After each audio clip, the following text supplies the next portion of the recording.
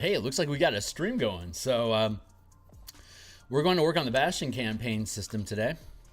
Give me a second here to check my signal, make sure I'm up and running. I'm going to do some social media posts here real quick and the type of stuff that you would expect people to do during a countdown timer with a snazzy song.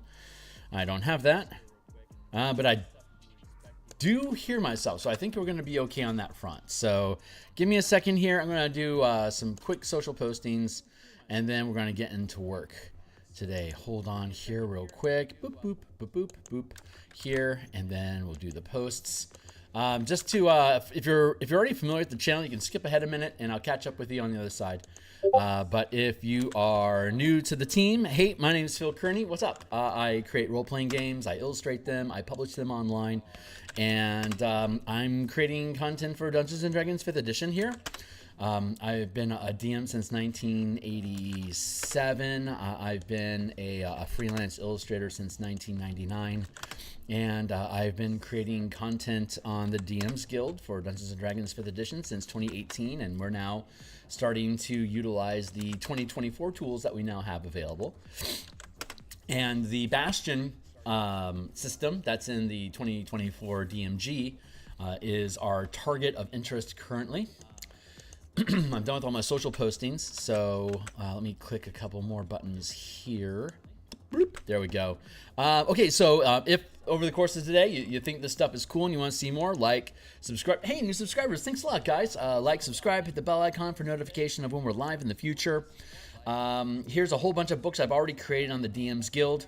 If you like the art that you see on screen today, I got commissioned to do 30 different island illustrations for the Theros Odyssey Anthology created by Court Artificer and Sticky Hunter over on DMsGuild. It's basically 30 different islands with adventures that can be chained together, archipelago style, into a full campaign running from level 1 to 20.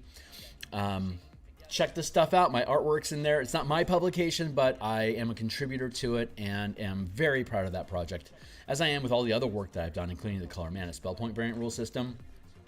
The Bastion rebuild that we're working on has a playtest document that is live that anyone can see. So click on the playtest document here. It'll pop open a Google Doc. It's going to be a read-only document for you, but this is the document that we work on every time. We are currently on episode 40. So here's the entire playlist for all 40 episodes, as well as 30 episodes worth of command system mechanics. And the command system was the precursor before the Bastion existed inside of D&D's 24 book. We were developing our own Bastion, basically leader, military, guild, kingdom, ruler system. Utilizing a lot of the principles that you can read in the Spelljammer book that we've already published. So the Spelljammer Combat and Exploration deals with fleet, squadron, and ship crew combat mechanics and how characters can utilize their own action economy with the 5e game engine to run fleet battles as easily as you'd run a skirmish between characters and some ogres and goblins. And now the Bastion campaign book that we're building further dives into the command system with creating means of running organizations, guilds, settlements, communities, kingdoms, interplanetary systems. Also utilizing 5e game mechanics, using downtime ability checks, kind of like the Acquisition Inc. system, and Adam Hancock's Baldron's Guide to Kingdom Building that's also on the DMsGuild. Ironically, or not coincidentally, Adam was my editor for the Spelljammer book, so he's taken a look at it, and I'm really proud to have his participation in that project. So when we last left our heroes, we were simplifying. We were structuring orders. So we basically provided the basic scaffold of how orders work. And if you issue multiple, if there's only 7 types of orders that you can issue that we've talked about before, and if you issue the same type of order more than once during a Bastion turn, which is a week, if you issue, like, if you issue a crafting order to make a non-magical item, if you then also issue a second craft order, it's not as it doesn't have the same bonus. It has a lower order bonus than what doing so individually. Like you could harvest stuff, you could craft stuff, you can empower things, you can research things. Those are all separate tasks or different types of orders, so they all use the best bonus. But if I had 3 different things that I was researching this turn, I'd have my best rolls, second best, and third best rolls. It would continue to get worse as I add more and more workload to that particular type of order. So we've been standardizing what the orders are based on what the facilities can do that you issue these orders through. So right now I'm just easing into the document. We have our recruit and research and all these different orders that we're panning past. But I think we pretty much figured out last session that we're actually going to want to have the facilities first. We're going to define what a bastion is, and then we're going to define because the facilities is really the core of what your bastion is. You have a bastion for facilities. The facilities give you benefits, and you can issue unique orders to a bastion to a facility, as well as take different downtime activities in facilities. So that's how we should be structuring the framework of this. So I want to go through and simplify things. We were getting rid of the... did we get rid of all of them already? Hold on. Let me just make sure I know where we're at with this. I think we clipped... improvements was initially an idea that we have, but we've eliminated the concept of improvements. So there's only 3 types of... facilities have basically 3 properties. They have facility benefits, they have downtime activities, and they have unique orders. So we'll define this as unique orders.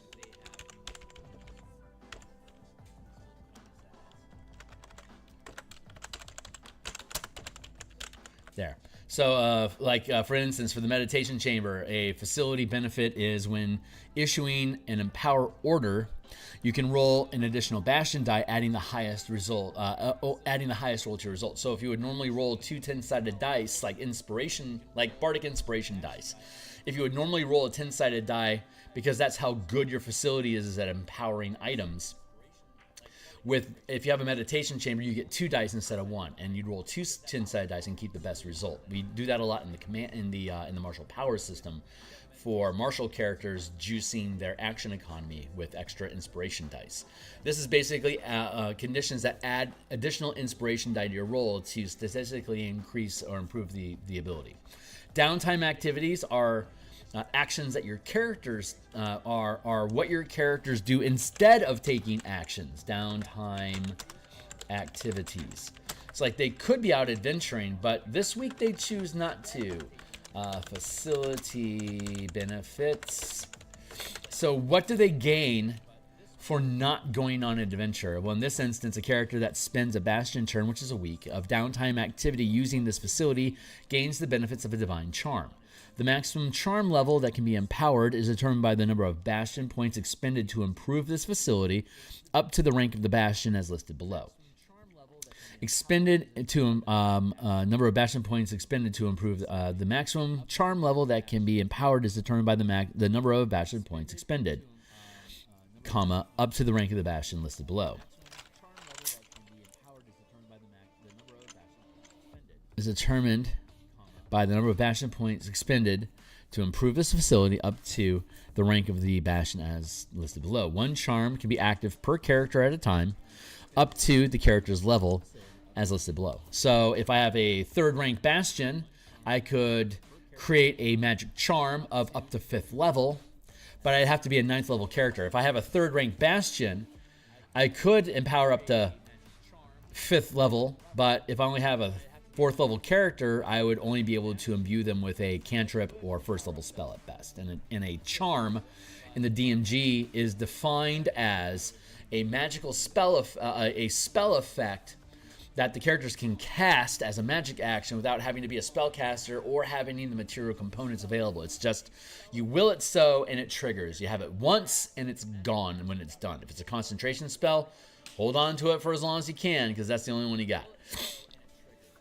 So if you spend a week in your facility, you get to choose a divine charm. So basically, any spell from the divine charm from the divine spell list up to the maximum spell level allowed. So let's see.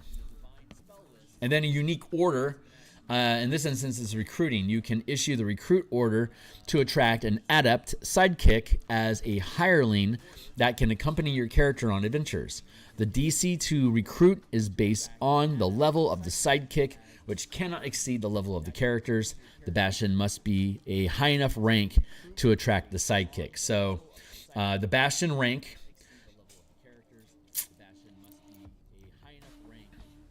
and sidekick level, and then the difficulty to, because you're making ability checks, right? So the level of the sidekick is going to determine the DC of the order.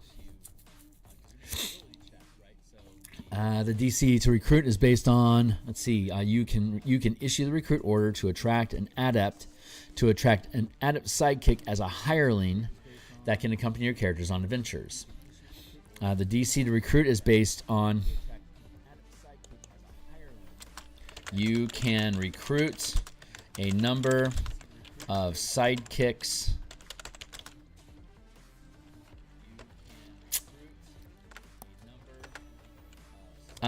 we'll define that as we go further down.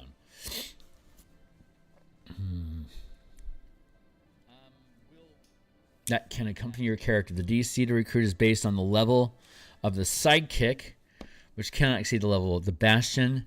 Let's see.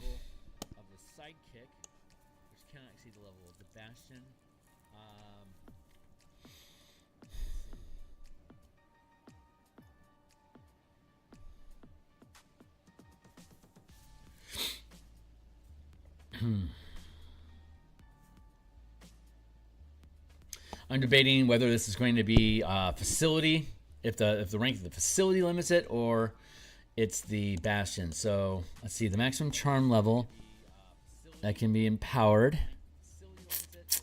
is determined by the number of Bastion points expended to improve this facility.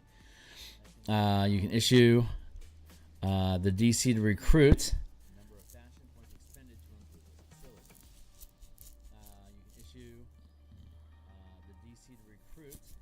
Right, because this is an order, so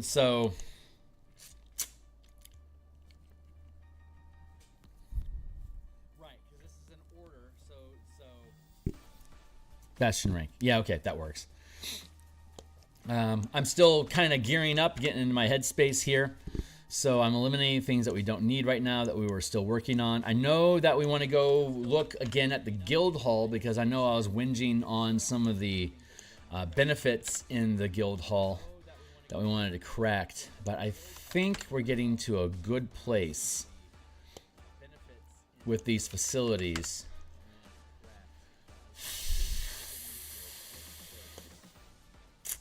Yeah, I think we're going to be okay. So let me just finish this up real quick, and then we'll go back down to the guild hall, and we're going to look at that.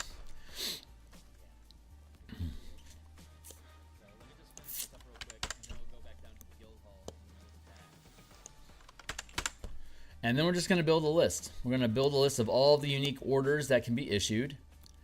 And then after we do that, we're going to have the general, so we're going to have all the facilities, and the facilities tell you what kind of unique orders you can perform, you can issue. So then after that, we would need to have a list of unique orders to describe what those do, so that we don't have to spend too much time here inside of each facility. So the goal is to try to whittle down the facility to be roughly the sizes of somewhere between a feat and a spell, so that you can just look at the quick of it and know what it does. Some spells obviously require more space than others, and no doubt these facilities will be the same way, but we're trying to minimize their footprint so that you just you can refer down to the orders to see what the pattern is on like how you do things. So okay, cool. So we just got through all those, and there's settlements. And settlements is a special type of facility that basically gives you a plot of land. that you can then put additional buildings on, either as separate facilities or as completely separate bastions with their own facilities inside of them. And if you get enough collected together, you start creating a community. And then, you know, like Waterdeep or Sharn or Baldur's Gate, whatever. It's these communities form, and then you can treat the entire settlement as your bastion to oversee and make decisions for and create adventures with. So, I think what I want to do now is look at what are all the unique orders that can be issued. Workshop, recruit. You can recruit in order to coax a spirit into the body of a golem. So we have recruit.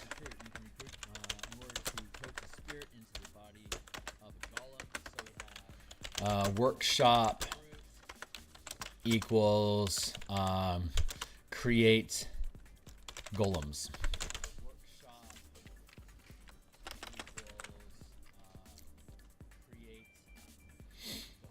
And then the war room.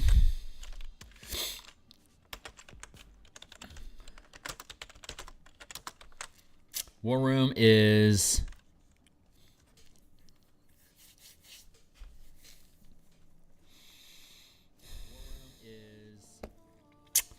when issuing the maintain order to defend the bastion, you can roll an additional bastion die. When issuing the research order to learn information about neighboring nations, rivals, local events, or NPCs, you can roll an additional bastion die, adding the highest roll to the result of the check.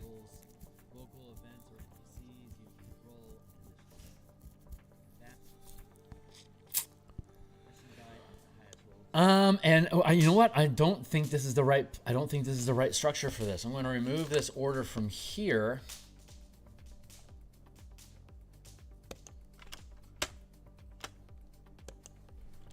I want to actually go down to the conflict area. Bastion events and complications. Bastion conflict, sieges, and sabotage.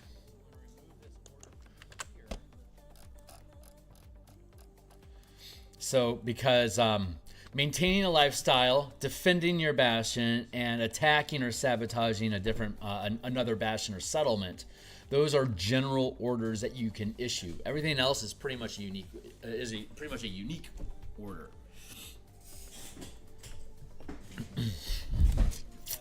You don't need special facilities to maintain a lifestyle. You don't need special facilities to defend your bastion from attack, and you don't need any special facilities to issue an order to attack someplace else. You don't need special facilities to maintain a lifestyle.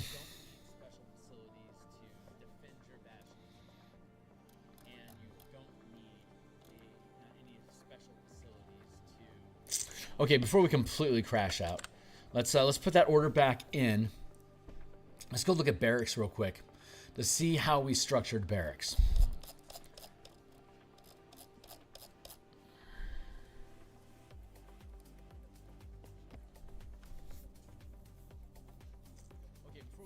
When issuing the maintain order to defend the bastion or to resolve a complication, you can roll additional bastion die.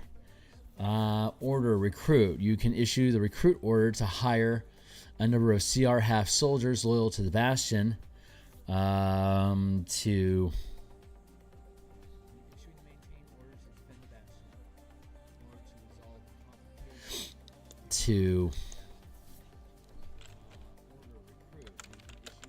attack to defend it or attack other bastions.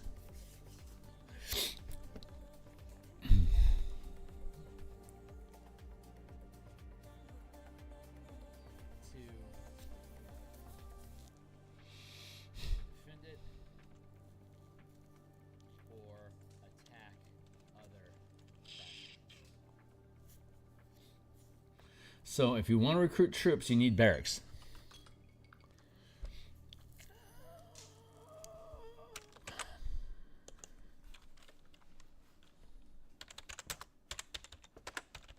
Get troops. Recruit. Recruit through barracks. Trade.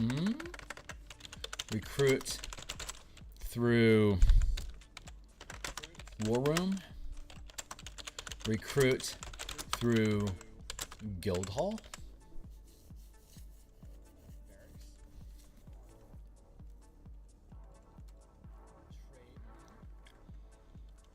That's not a bad idea.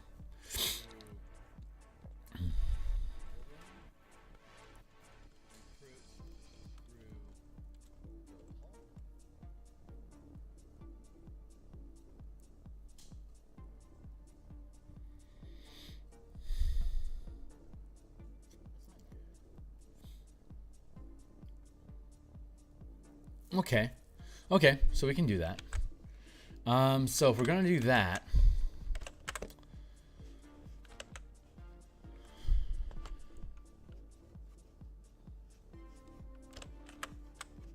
oh, there it is. Thank you. So issuing the recruit order to attack, that's a function of Bastion conflicts. So I don't need to have that here specifically. Oh, there it is. So issuing the recruit order to attack, that's a function of... let me go down here to the end of the document because I think I have notes about this. So I don't need to have that specifically.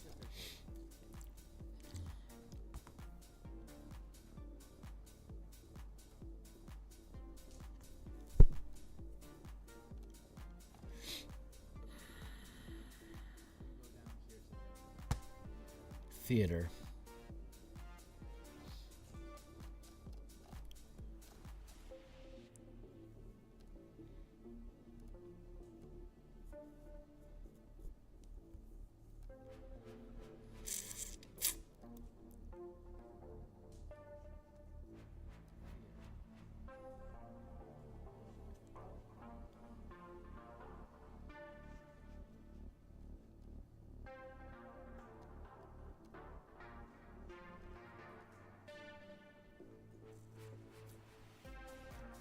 Hold on. We're just sussing through.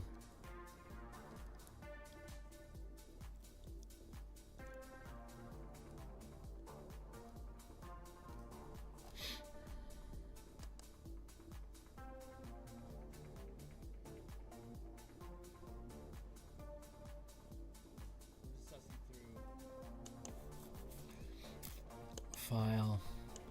Open. Bastion Campaigns. Bastion Facility Notes. This is where I need to be.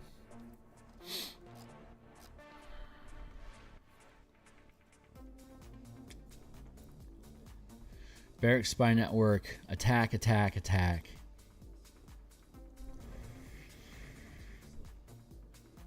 Sabotage, sabotage, sabotage.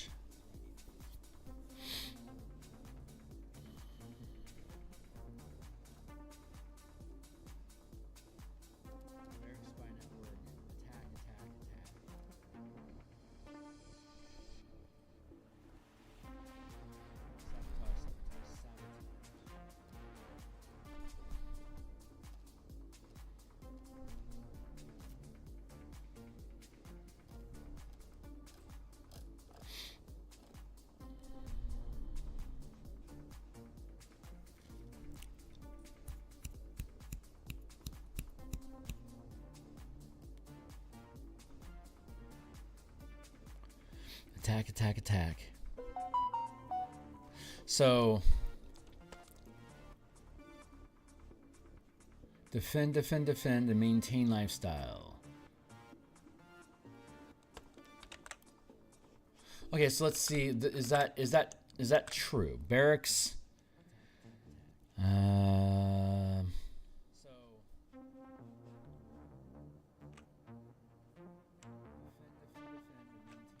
Barracks for defense. Okay, so let's see.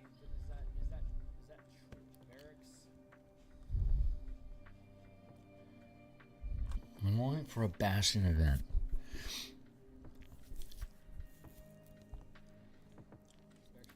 You can increase the result of the die by an amount up to the rank of the facility. For example, if a Bastion event is rolled with a 3rd rank Bastion, a result of 12 can instead be a 13, 14, or 15.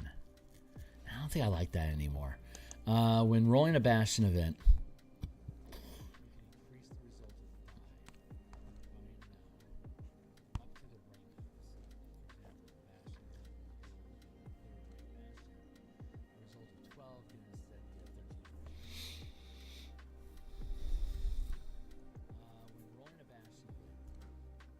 now let's leave that in place and see how it plays. Okay, so the barracks is there, but let's look at the war room. War room is supposed to add dice to attacks. When issuing the maintain order to defend the bastion, you roll an additional bastion die, adding the highest result to the result of the check.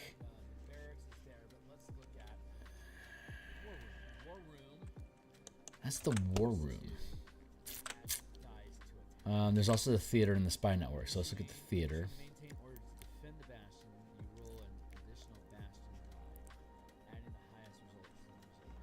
When issuing the recruit order to sabotage a rival a bastion, that's sabotage. I want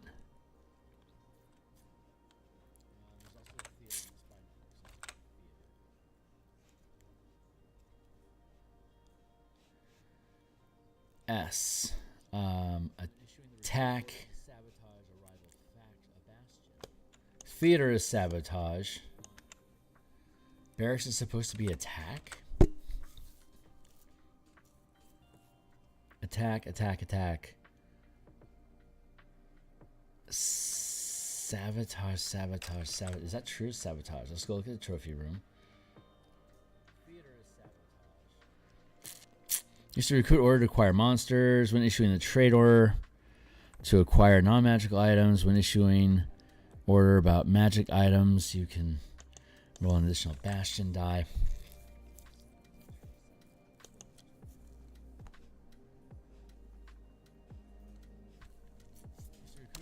Something is wrong.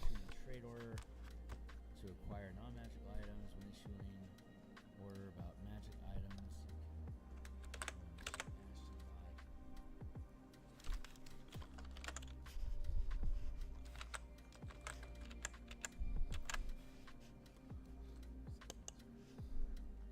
Yeah, let's not save that. We need to reopen that.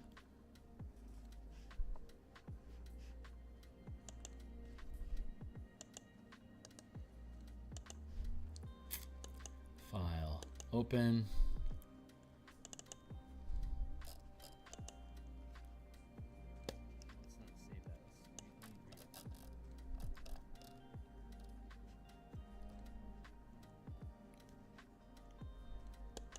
SS.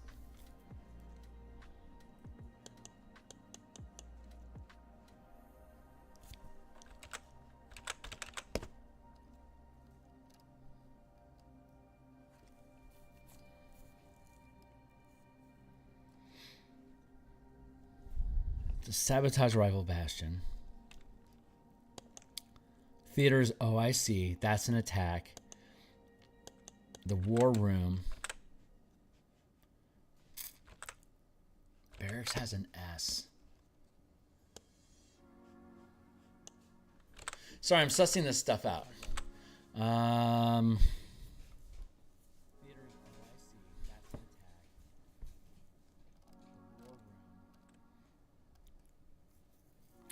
Should maintain order to defend the bastion or to resolve a complication.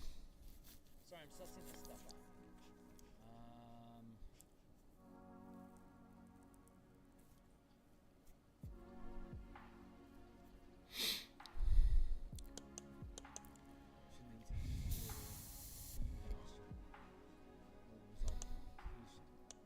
You're always rolling your highest die.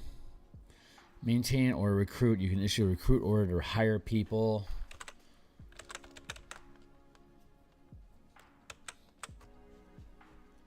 Recruit.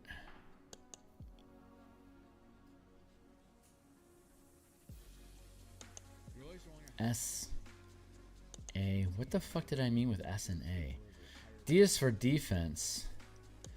M is to maintain lifestyle. Attack and like S for sabotage. The theater. Okay, let's look at again what the theater does.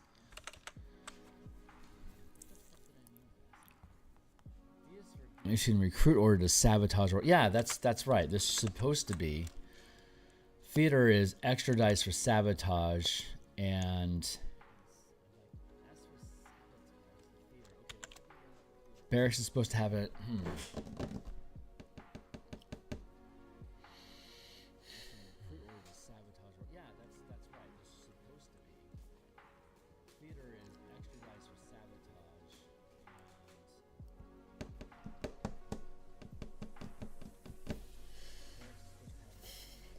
So we could recruit.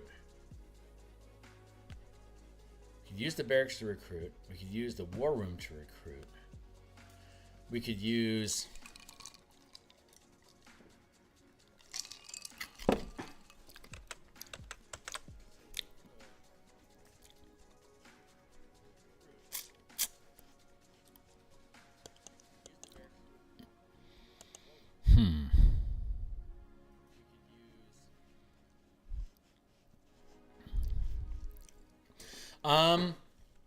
oops, I disappeared.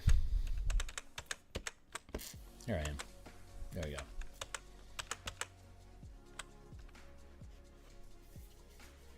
Okay, so the way that the Bastion system is written in the DMG is that you don't go out and attack things. It's just you're defending. You could defend your Bastion. An event may occur that causes your Bastion to get attacked. If you have a barracks, then you're able to kill off troops instead of damaging your facilities. If you have no troops left, or if you never had any, then your facilities are damaged. And that was an event may occur that causes your Bastion to get attacked. If you have a barracks, then you're able to kill off troops instead of damaging your facilities. Do you actually issue an order? If you have no troops left, or if you never had any, then your facilities are damaged. And that was to defend, or is it just defended? Each time you issue the recruit order to the facility, up to 4 Bastion defenders are recruited. You actually issue an order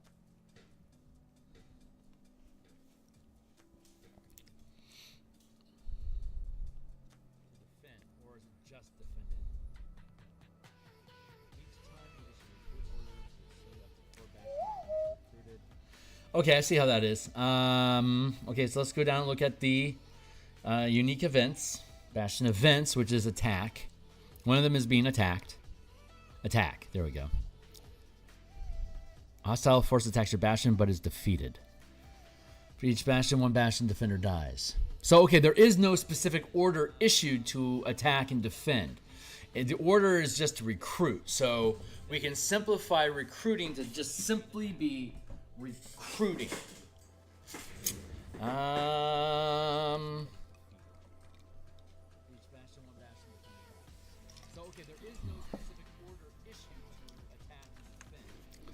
So that means we can restructure this.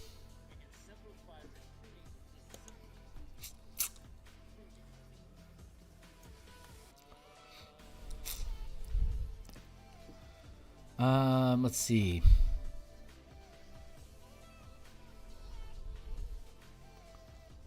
Or resolve a complication.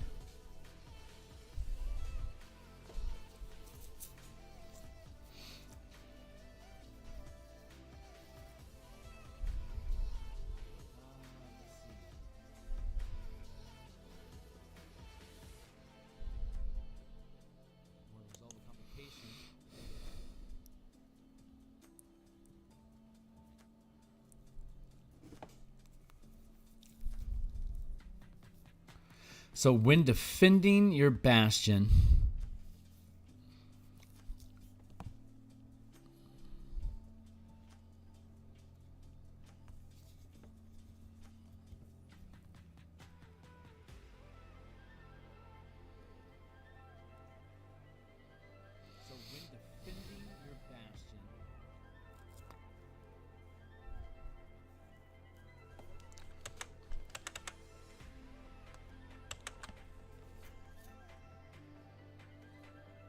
Armory is for defend, defend, defend.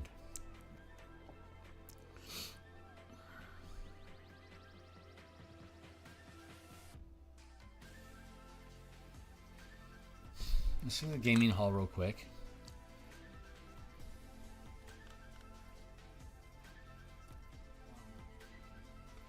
When issuing the maintain order to determine the lifestyle of the bastion, you can roll an additional bastion die, adding the highest result to the check.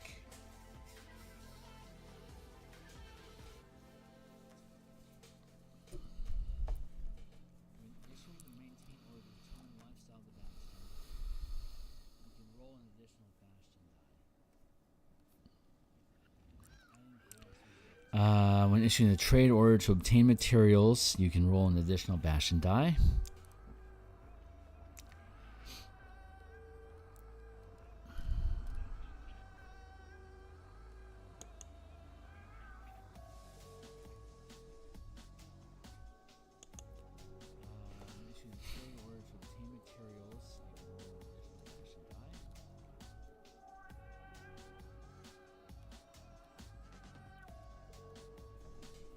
Okay, I think we need to. Oh shit!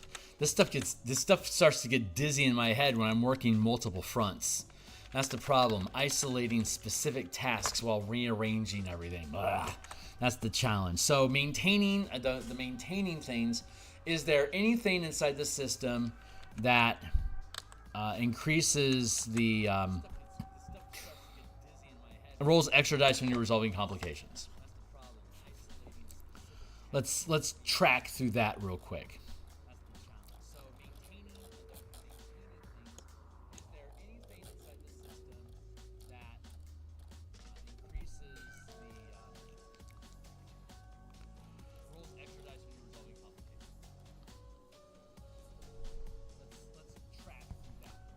The war room is for defending the. Okay, war room. Maintain to defend extra dice. War room, maintain to defend. Hey Omni, how you doing? When issuing the maintain order to defend the bastion, you can roll an additional bastion die, adding the result to the. See, I'm pretty sure what we want to do now is remove attacking. We're going to want to remove defending the bastion as an order. It's just going to be something you do. It's just if you're attacked, you're going to roll in defense. If you have specific facilities, you'll get extra dice that you get to roll to improve your result. And I think attacking another bastion probably should be an order. But I don't think it needs to be the recruiting order. I think it just needs to be an order to attack, which is like creating a new order. But so is like maintaining maintaining a lifestyle is the only thing that we do with our die other than issuing the defense rule. Currently, defending your bastion is structured as a maintain order. But that's just because we didn't want to have just one thing to do with maintain. We artificially added that defense as a task that you could perform by issuing the maintain order, simply so that maintaining wasn't just maintaining a lifestyle. But if we separate defending, if we just make defending the bastion a passive task that you just automatically do, we don't have to issue an order with it. It just becomes a free die roll that you get. They either succeed or they don't against your die roll. It's a contest. You don't have to. If you're being grappled and the grapple requires a contested test, and you didn't initiate the grapple, you're still going to make a grappling check to oppose. It's still an opposed die roll, so I'm still rolling a die even though I didn't initiate it. This is kind of the same thing, as though I was being grappled. Someone's attacking our facility. I didn't ask for this, so I shouldn't have to issue an order to attempt to ward it off. If I have to ward off multiple attacks, then it's going to whittle down my dice naturally. Yeah, that's the way to do it. Interesting. I like that. Yeah, okay. So we are in the process of decoupling. So currently, like for example, the War Room gives us, if we issue the maintain order to defend the Bastion, we get an extra die. That's going to get converted into while defending your Bastion, you can roll an extra die without having to worry about issuing an order. It's no longer an action economy tax. But I need to go through all these all these facilities to see what is actually there. So extra dice, War Room, yes. Trophy Room, also when issuing a trade order, maintain to defend. Let's just go through. Yeah, we're just gonna have to go through them all. It'll be a pain in the ass, but we gotta do it. Trophy Room, recruit, research, trade. Order to acquire items, acquire non-magic, to acquire items. Research to gain info, recruit to acquire creatures. So hopefully this stuff is entertaining. I don't know. I don't know how interesting these streams are. I'm not the one. I'm only kind of listening to it. When making an empower, you can roll Bastion check. When making, so this is going to be training area. Empower roll. And this is any empower roll. So let's move on to the next one. Theater.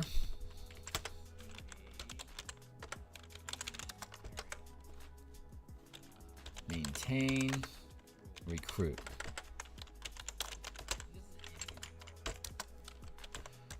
To lifestyle.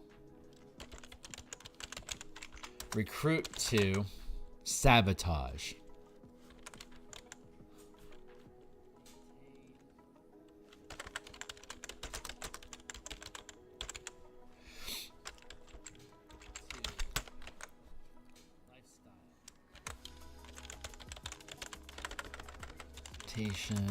Circle, recruit,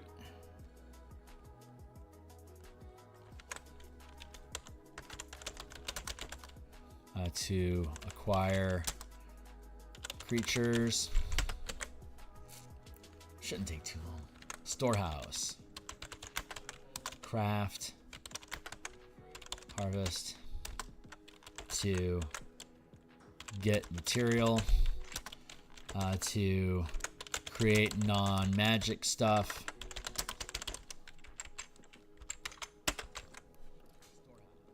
Stables.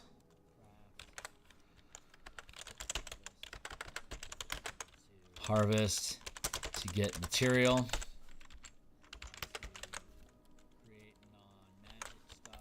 Spy network. Maintain. Recruit. To defend. Recruit. To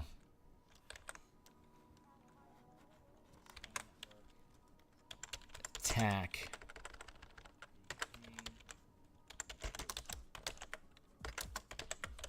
It doesn't specify what kind of attack.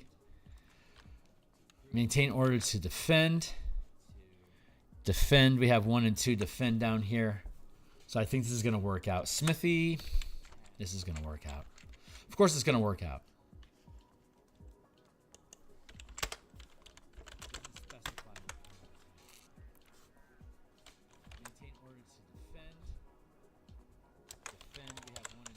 Harvest, that's fine. Sanctum.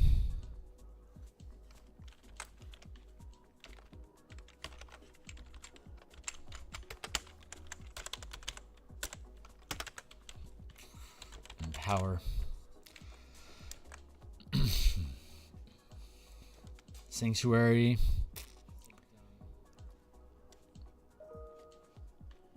Sanctuary, down there's no reliquary. Facility benefits, maintain order to determine lifestyle. Pub is lifestyle. Pub, maintain lifestyle. So now basically the only order maintain does is to maintain a lifestyle, which is consistent with the language used with lifestyle. So I'm pretty happy with that. The facility can cast gate, bastion event.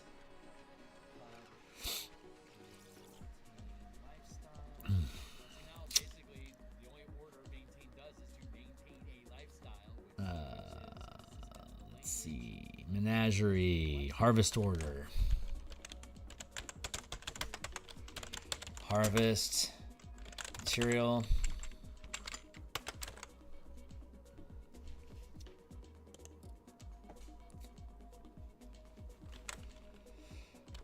Mutation.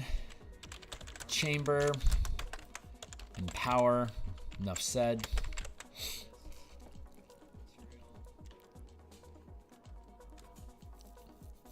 Harvest order, laboratory. Harvest minerals. Guild hall.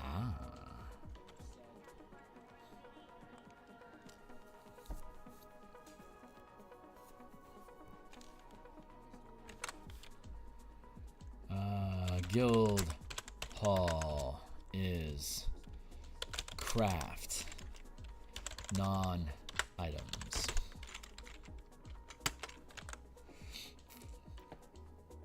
Harvest order, greenhouse, harvest,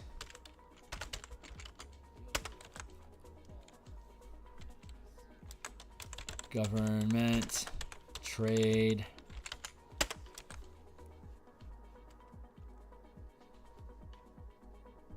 garden, harvest.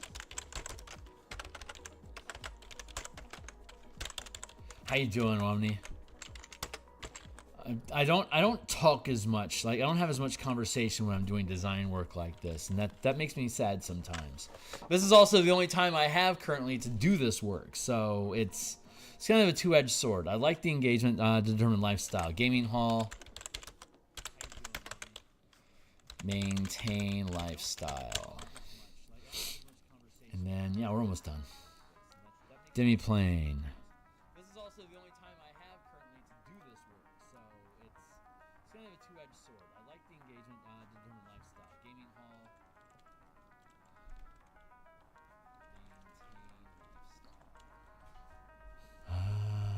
Facility benefits. Good. And then barracks. There we go. Barracks. Barracks. Maintain, defend, and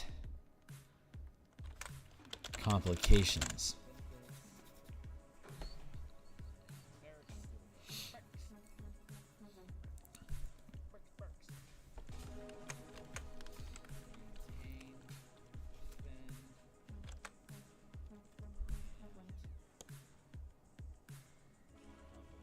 When issuing an order to resolve a complication, you can... Boy, that's a lot of power. Because you could issue all sorts of... You could issue...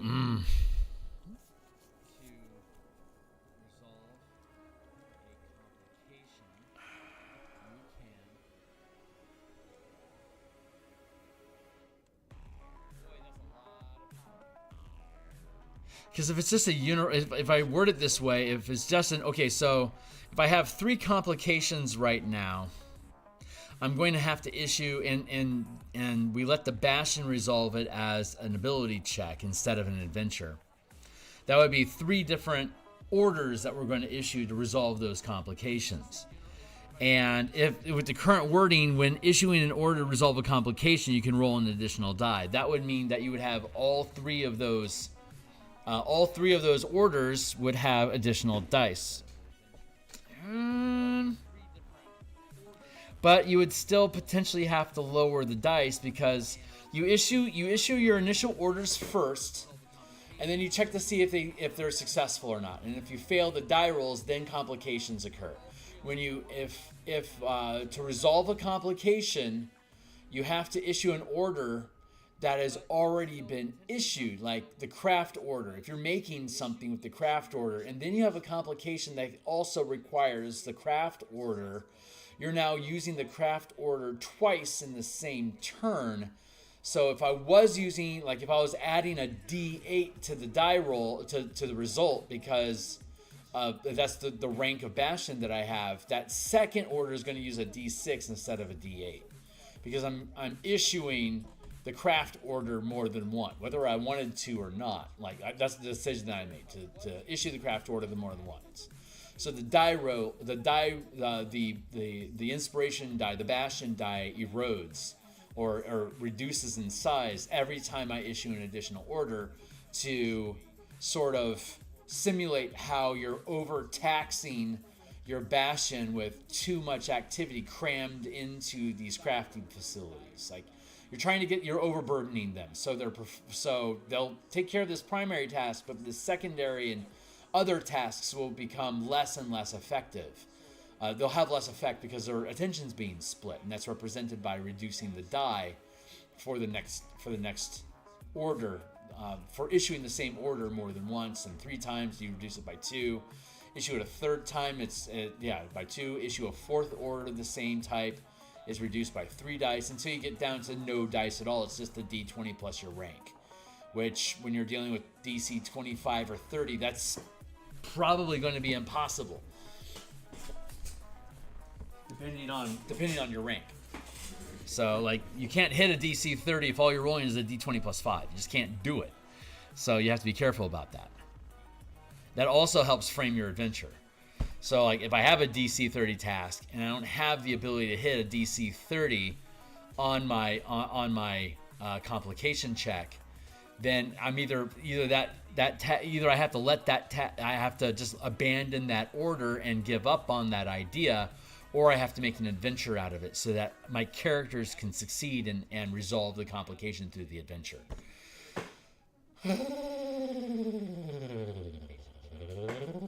So that's, okay. So barracks, that's there. And then armory, this is going to work out. Trade order. Auction house, right. Trade for material or non-items.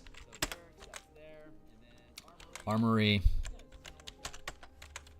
Maintain to defend or result and complications.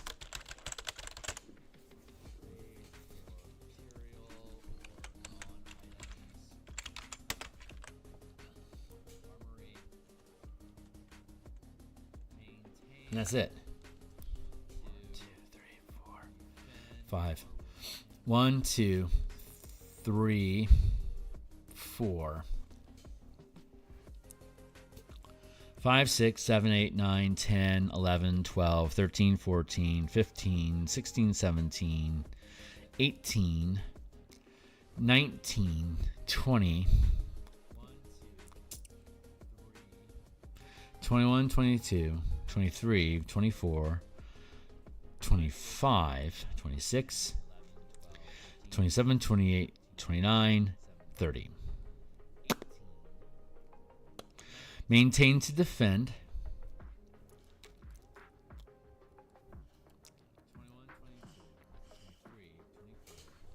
So let's do it like this. Let's go.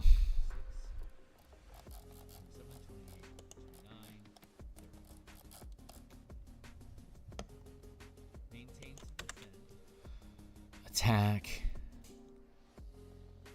No, it's defend. Defend.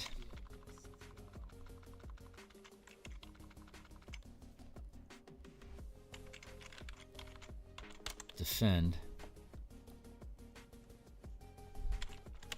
Attack.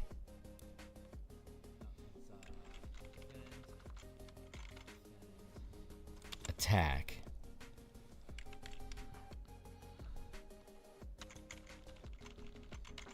defend.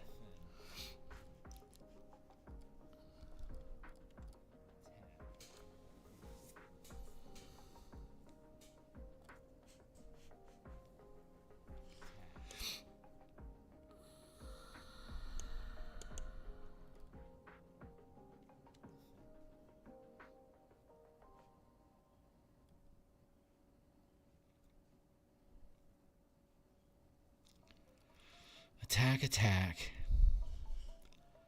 Huh.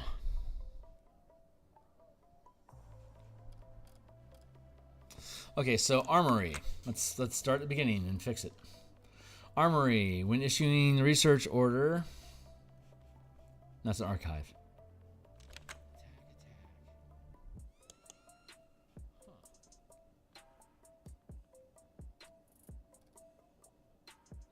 Okay, so Armory. Let's start at the beginning. Archive. Research and craft. There. Let's see. Armory. When issuing the maintain order to defend the bastion or to resolve a complication.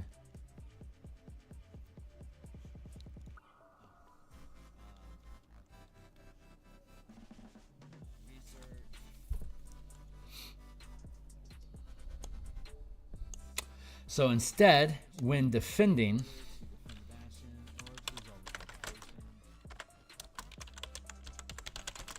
the bastion from attack or sabotage, when defending the bastion from attack, you can roll an additional bastion die, adding the highest result to the result of the check.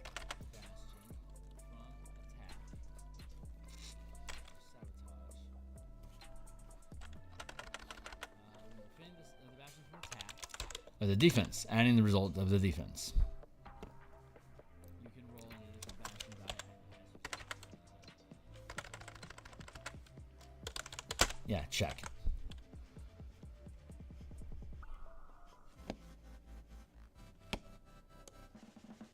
Let's get rid of the complication. And then barracks, so we have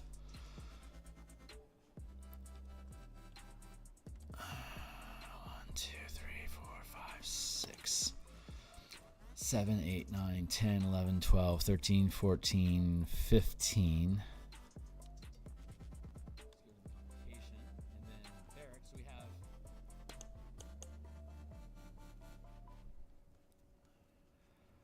Recruit attack, spy network, attack, theater, defend war room, use weapon. Maintain defend complications barracks.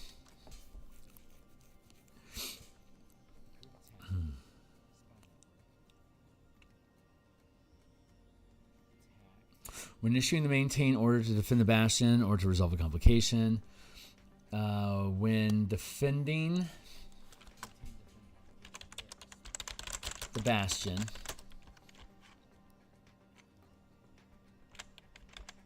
you can roll an additional die, adding the highest result to the defense check. Yeah, to the check, period.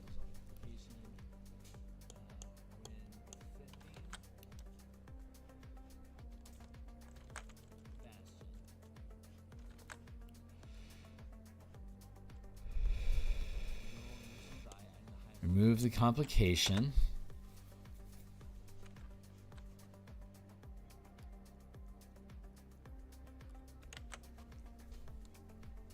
I could put another attack in here. Is there another attack? I feel like there's another attack that I missed. Nah.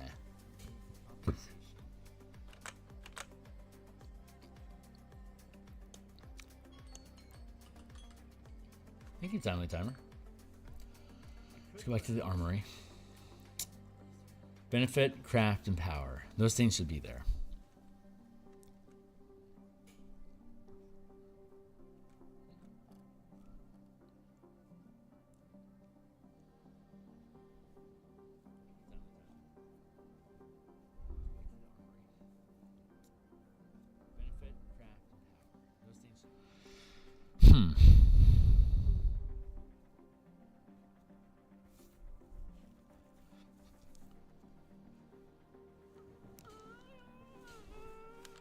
materials.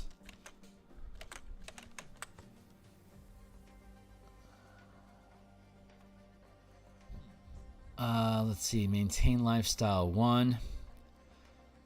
Maintain lifestyle 2. Maintain lifestyle 3.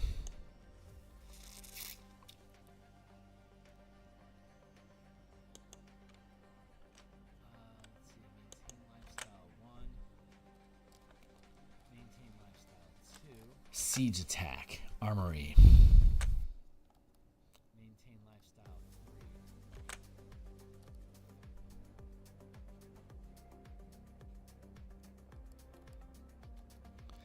Defend, defend, defend. Attack, attack. There's no attack. There's only defend.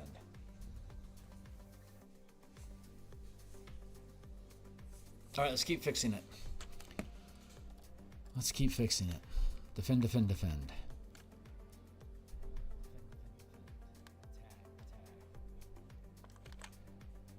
So we still have that other thing that we need to resolve. When issuing an order to resolve a complication, I'm not liking that.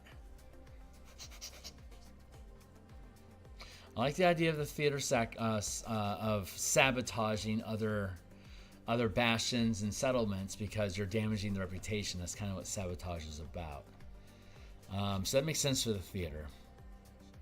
The war room having both attack and defense perks makes sense because it's a war room. Barracks makes sense for defense. The armory makes sense for defense as well. Yeah, it does. Okay, those make sense. And then when issue an order to resolve a complication. That feels too general. I don't like how general it is. What am I short on? Attacks? Attack sabotage. Spy network is attack. Should be attack sabotage.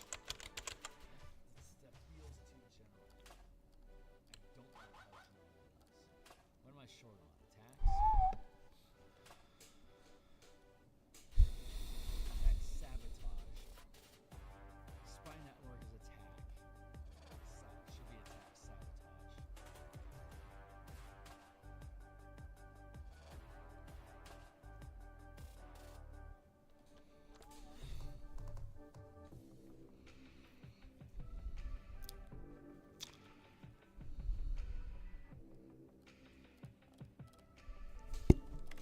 All right, let's just keep fixing stuff.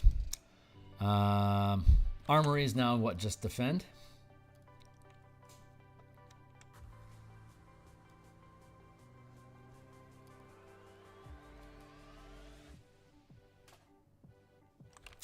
Defend.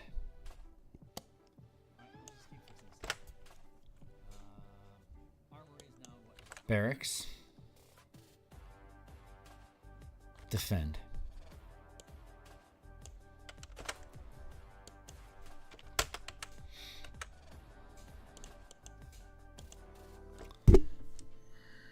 When issuing an order to resolve a complication.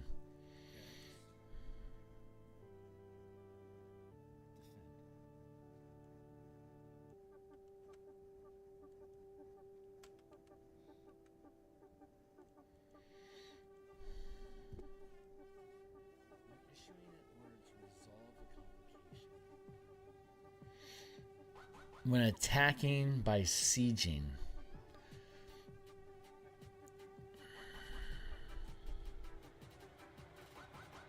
When issuing an order to siege, there you go. When issuing an order to siege another bastion, a bastion, to siege a bastion or settlement, roll, you can roll an additional bastion die, adding the highest roll result.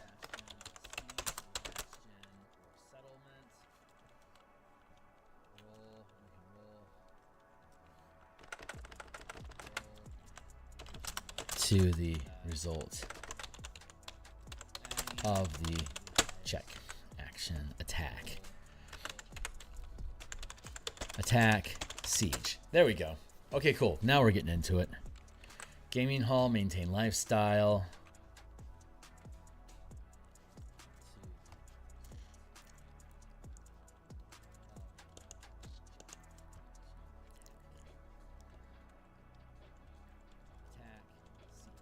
maintain lifestyle. Garden, government, greenhouse, guild hall.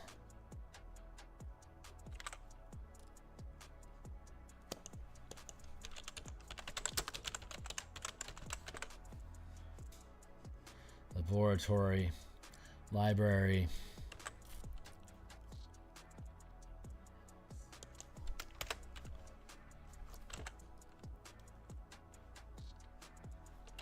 right, because the library doesn't have downtime activity. Thank you. Meditation chamber, check. Menagerie, check.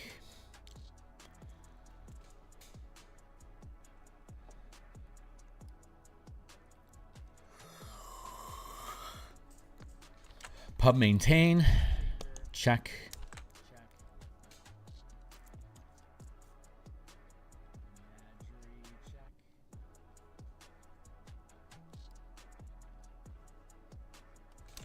Sanctum, check.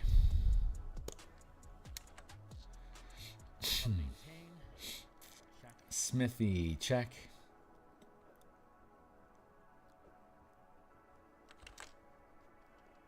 Spy network. Sanctum, check.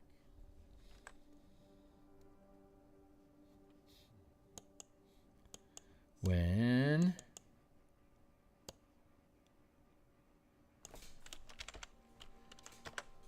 defending your bastion from attack, when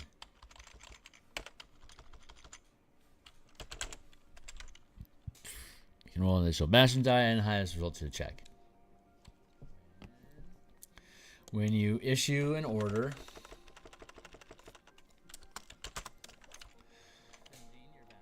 to sabotage a rival bastion or settlement, you can roll an additional bastion die. There. Sabotage attack. Attack sabotage. Attack siege. So far so good. Stables. Harvest. Storehouse, craft, and harvest.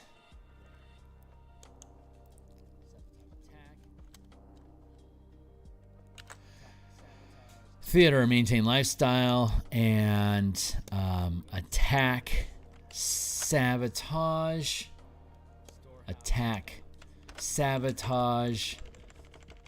It's just defend. It's not maintaining to defend now. It's just to defend. There we go. When issuing an order, when issuing the order,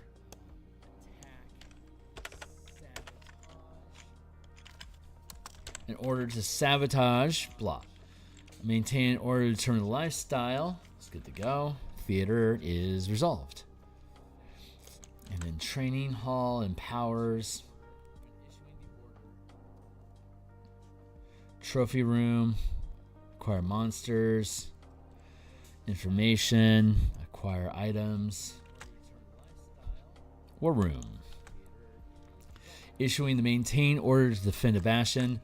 When defending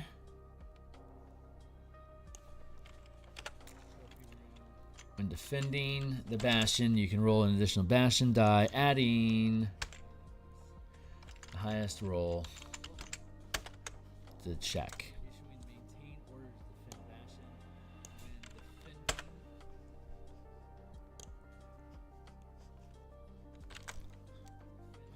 Defend, defend, defend, defend. That's a lot of defense. Defend armory, defend barracks, defend spy network, attack spy network, attack siege,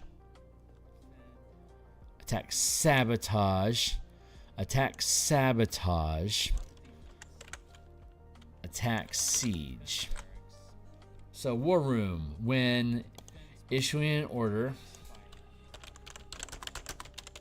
to attack a rival bastion or settlement,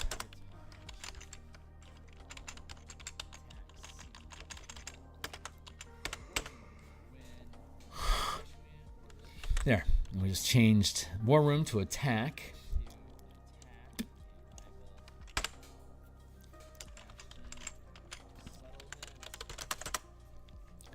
Attack siege, attack sabotage, attack sabotage,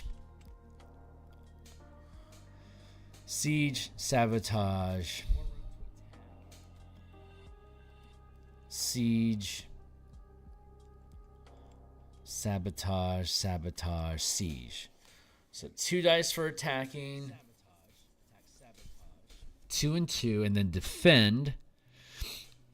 It's 1 for defense by network, 1 to defend barracks, 1 to defend armory,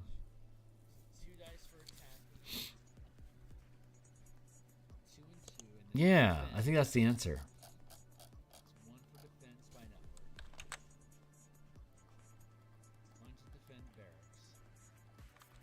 Yeah, barracks, attack siege. Yeah, that works. Okay, great. Hey, that actually works. Defend, defend, defend. Attack, attack, attack, attack. Wow, okay. So now we need to go down to first, let's go find guilds and stick a pin in that. Guild hall. Because I'm still choking on the guild hall. This is productive. I am really proud of this work. Very good. Let's go to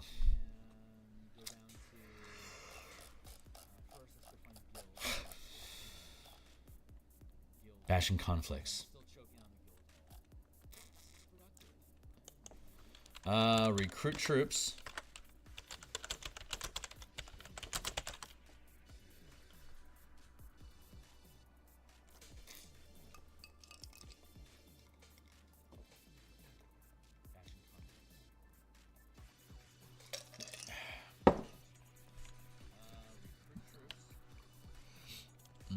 To attack. Let's see.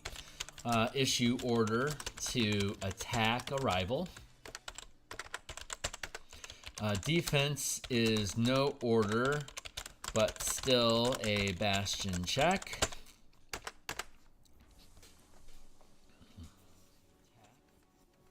Let's see. Issue order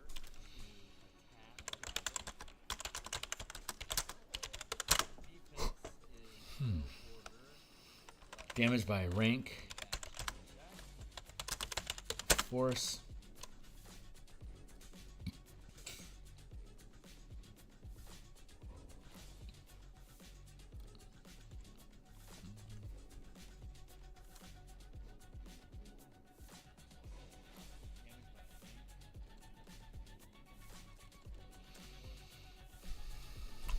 good.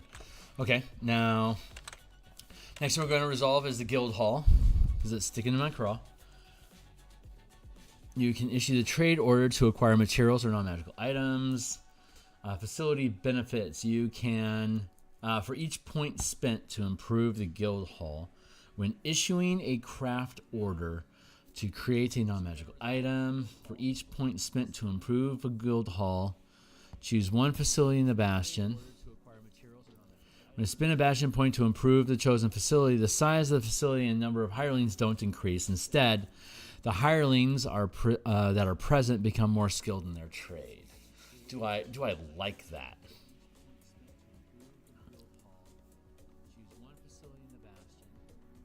It is a neat benefit.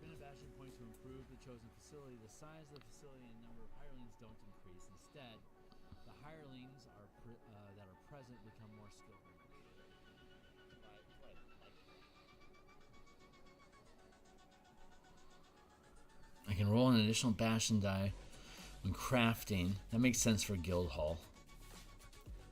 Trade. You can issue the trade order to acquire materials and non-magical items. I'm good with that.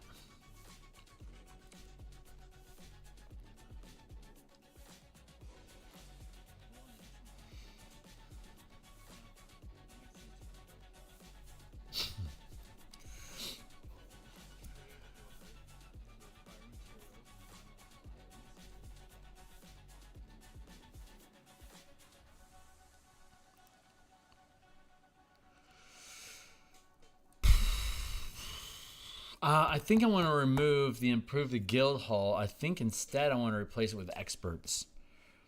I think I want to recruit experts instead.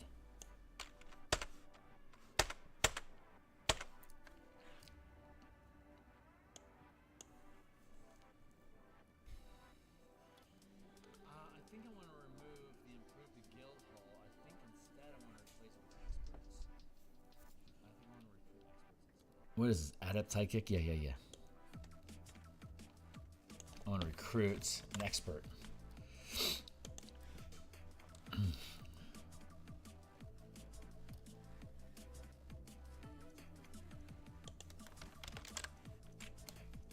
You should recruit order to attract an expert.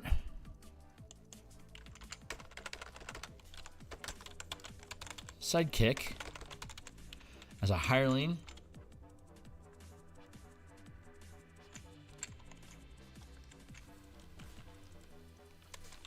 That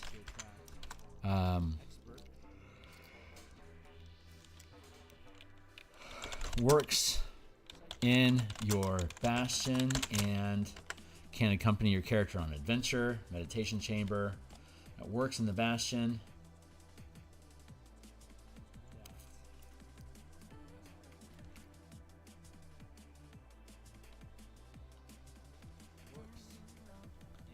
As a hireling, there we go.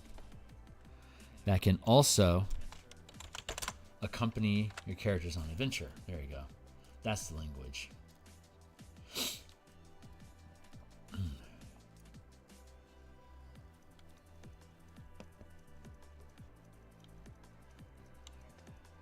As a hireling, that can also, as a hireling, that can also accompany your character on adventures. You can issue the recruit order to attract an expert sidekick as a hireling in your bastion. That can also accompany your character on an adventure, on adventures. There you go. That's standardizing that language, so when we reduce this, the order would simply be recruit. You can issue the recruit order to attract an expert sidekick as a hireling to your bastion that can also accompany your character on adventure, period. And then when we describe how orders work down below, we'll extract all this information and simply say, this is the rank, this is the rank that you can acquire, and they have to respect the level of the character to follow as, like if you want to take them out as sidekicks, the hireling can't be a higher level than your characters. There you go. Super simple. And we can remove all of this block of language in here. And the same we can do with the trade. So, but that resolved the guild hall. So I'm now happy with the guild hall. Now let's go look at, what do we want to look at? We want to look at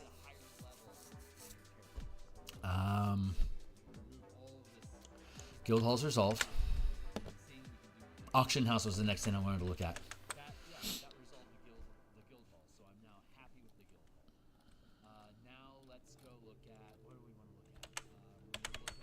Thank you, Timely Timer.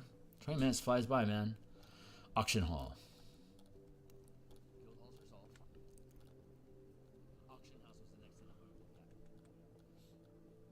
Or auction house. When you issue the trade order to obtain material. See, I feel like this should be, you can issue the trade order to auction a bastion point to earn gold. Because you're trading your resources for gold. And so that would mean that I wouldn't be able to also improve. If I have a special order that would use trade, I can't also at the same facility add extra dice to my trade rolls. That's double dipping. That's like you would automatically want to have an auction house. I want to create is like, do I need an auction house? Well, if we want to sell off points, yeah, we're gonna need an auction house. So then it becomes a debate, like how useful is this? So how many things do we have right now that can maintain lifestyle? We can trade for material.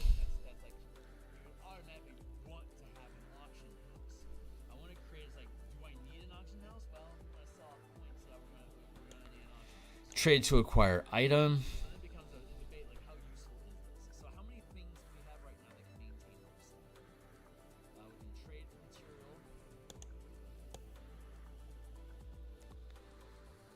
Storehouse to get any material.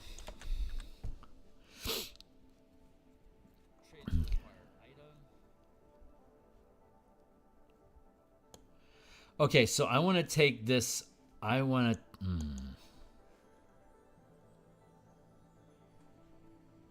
Oh, we already have a trade order down here, huh?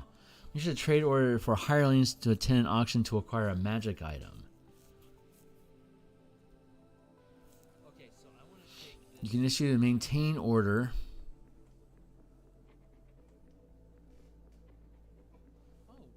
Let's go to I'm pretty sure I want to take this trade order and take it down to the storehouse and swap that.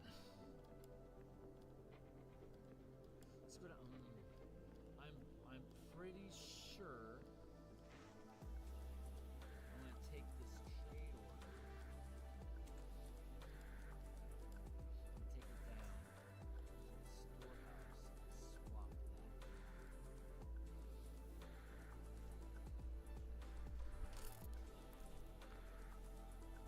Items delivered to your facility. Shit.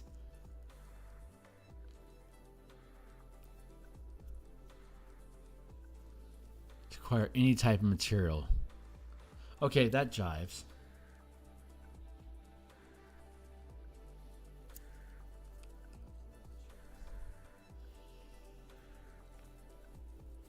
Issue craft order to create non-magical items. Harvest order to acquire materials. Those both actually work really well.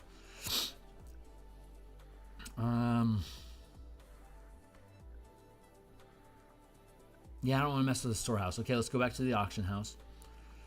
Let's look at the gaming hall too. Harvest order to acquire materials. Those both actually work really well.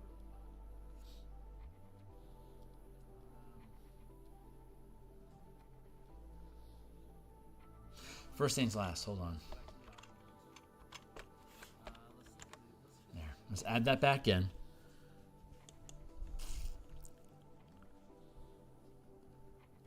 Let's go to the gaming hall real quick to see how that's structured.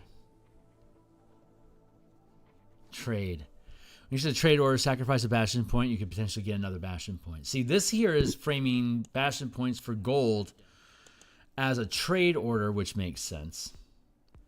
Downtime activity inspires you. Maintain order to determine the lifestyle. You should trade order, sacrifice a bastion point, you can potentially get another bastion. See, this here is framing bastion points for gold. That makes sense. And then bastion point to gain bastion point. Auction house. Let's fix this one. Okay, so maintain. You can issue the maintain order to auction a bastion point to earn gold. Trade order. You can issue a trade order for hirelings to attend an auction to acquire a magic item. If the auction is held for 1 week, the D20 test determines the rarity of the item available, and the DM chooses what that item is. If the result is below 10, not only is no item available, but it also creates a complication. If the characters have a specific non or magical item they wish to acquire, the DC and duration to find and close the auction is determined by the rarity of the item If the D20 test fails to close that item, not only is the item not available, but 20 fails to close on the item. Not only is the item not available, but also creates a complication. Week, month, season. Common, uncommon, rare, very rare, legendary. Rare. The rarity of the magic item that can be obtained this way is determined by the rank of the bastion. Once the result of the auction is determined, you can choose to sacrifice 1 bastion point to purchase the magic item instead.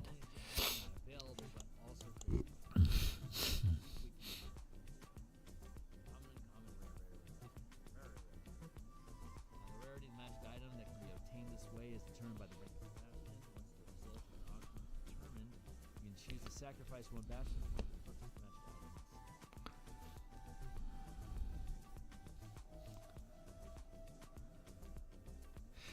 items. There it is. If the auction is successful. If the auction is successful,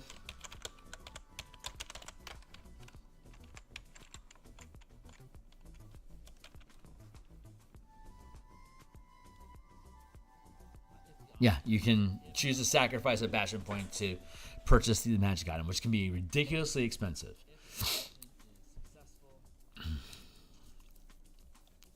Maintain auction point for gold.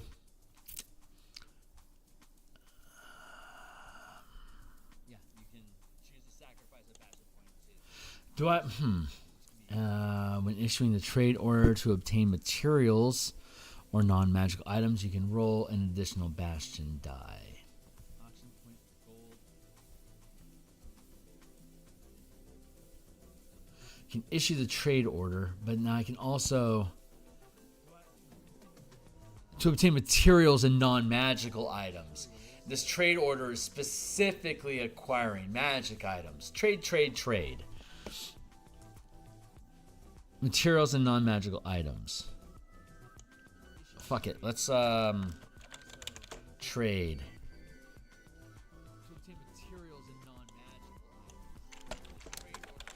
You can issue the trade order to auction a bastion point to earn gold. Trade. You can issue the trade order for hirelings to attend an auction to acquire a magic item. And when issuing the trade order to obtain materials or non-magical items, you can roll an additional die. But the auction to turn a bastion point into gold is not obtaining materials or magical items, and the trade action to attend an auction to acquire a magical item is also not obtaining materials or non-magical items.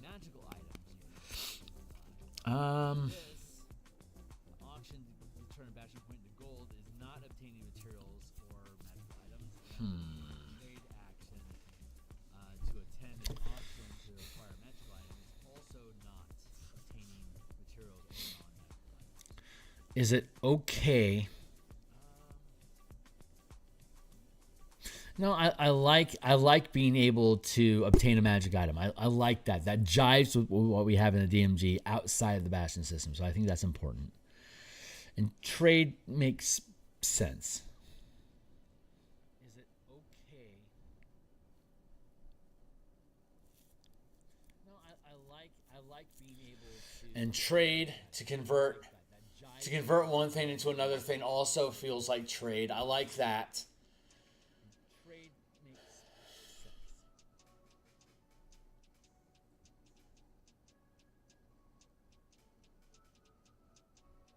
Yeah, I think I'm okay with this. Okay, so the auction house is resolved.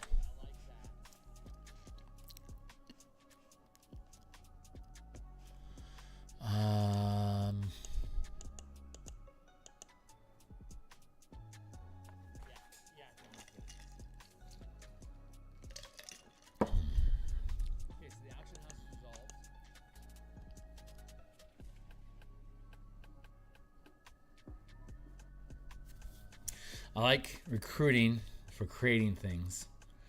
Let's go back to the barracks to see about recruiting as an order. Recruit. You can issue the recruit order to hire a number of CR half loyal to the Bastion to defend it, or to defend loyal You can hire a number of CR 1/2 soldiers to defend the bastion.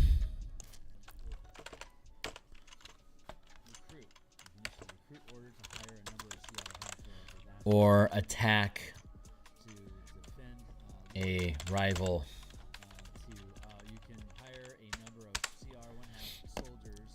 And the maximum amount that can defend the bastion is determined by the rank of the facility.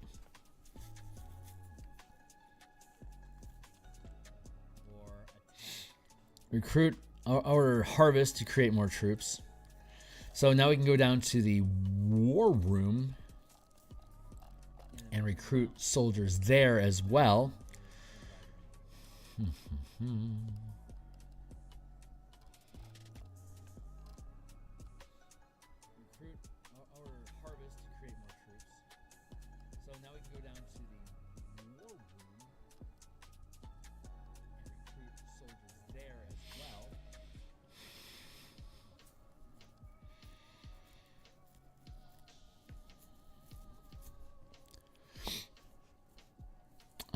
You can issue the recruit order to rally troops to attack, to defend your bastion.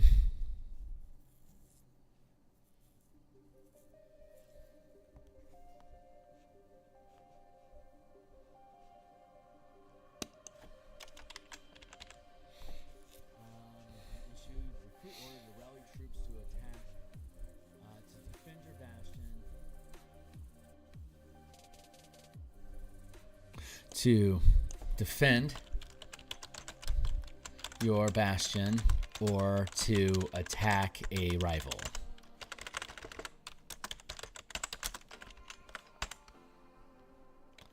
As described in the Bastion conflict section below.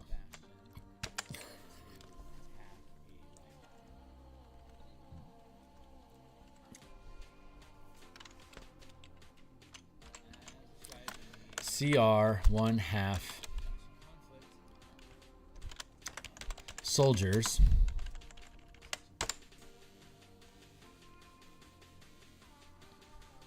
a bastion can issue an order to attack a rival through the war room without the army being present. Nah, we don't need to worry about that. Cut.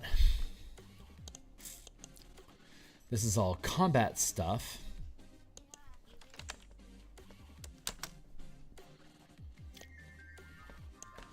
So let's cut that free. Go over here, drop it into the rivals so we can start doing rival stuff cleanup.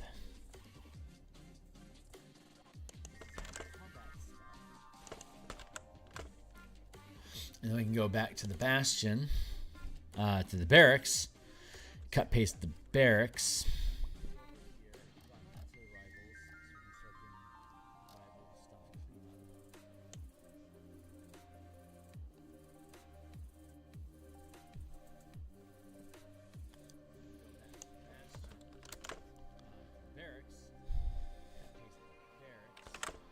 War room.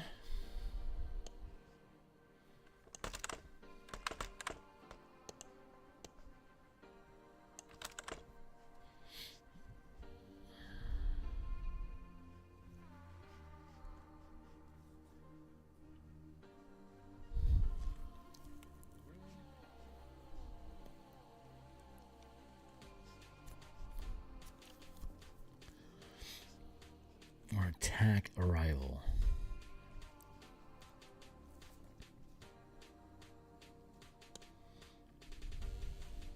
No, it has to be to attack a rival.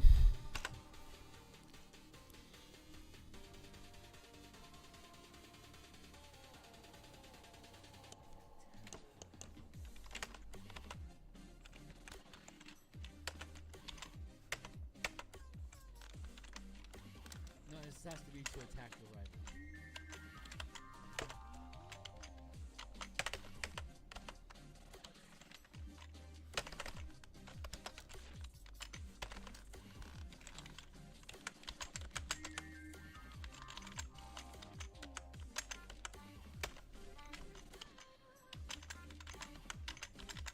There. Okay, good.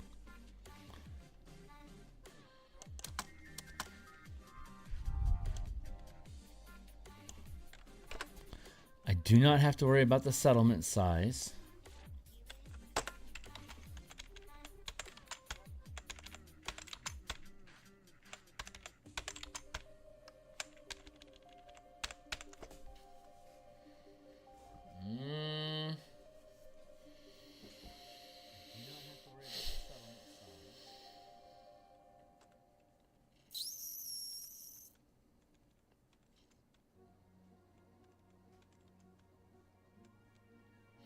So when you send out a troop, okay, so I'm good with this. Recruiting troops to attack, and then the barracks, the workshop, and the crypt, and the menagerie can draw creatures to defend your bastion, while to hire a number of to hire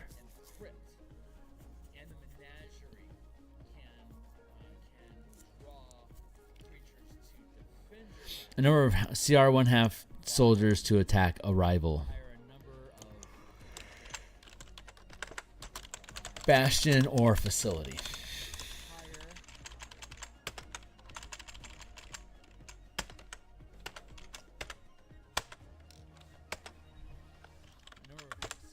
I do not need to have space to retain my soldiers.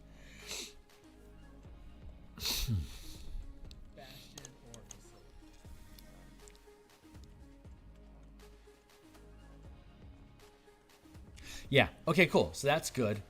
I am currently inspired to pontificate about the rivals, Bastion, Conflict, Siege, and Sabotage. So I'm just going to throw out some thoughts here real quick. To attack a rival, to siege a rival, you must issue a separate order to maintain a lifestyle for the army, for the sieging army.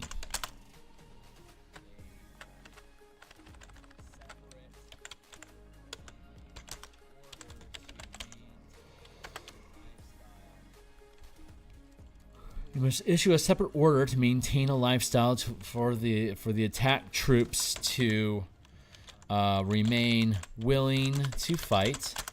If the check drops below poor 3 times, they mutiny and disperse.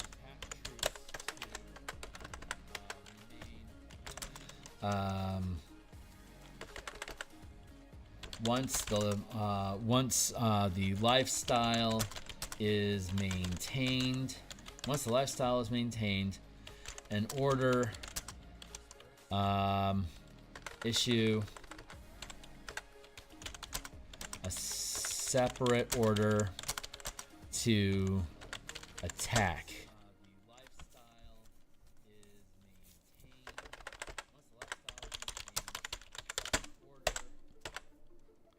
There. That's my thoughts for now. If you're going to send out an army, you have to maintain a poor or better lifestyle for the troops in the army for you to keep the army. If you fail to maintain a poor lifestyle or better for 3 weeks or more, they mutiny and leave. If you can maintain and keep them, then you also have to issue an order. Do you have to also issue an order for them to attack? Or is simply just maintaining them sufficient?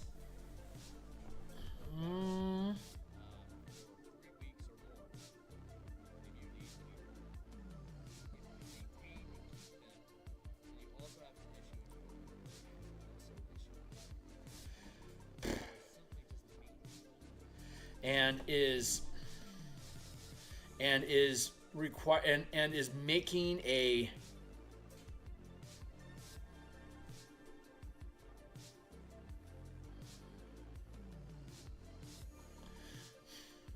So that raises the question: do I need to use an order to maintain? Yeah, I want. Yeah.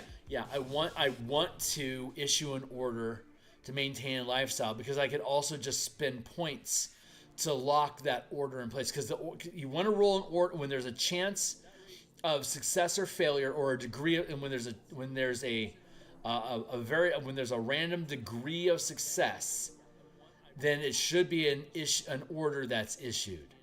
When there is no chance of success or failure, then it's not really an order that you're issuing. So in this instance, the success and failure of keeping the army together, that's a risk. So that should be an order that has to be hit. To actually attack to attack a rival, that's also risk and reward.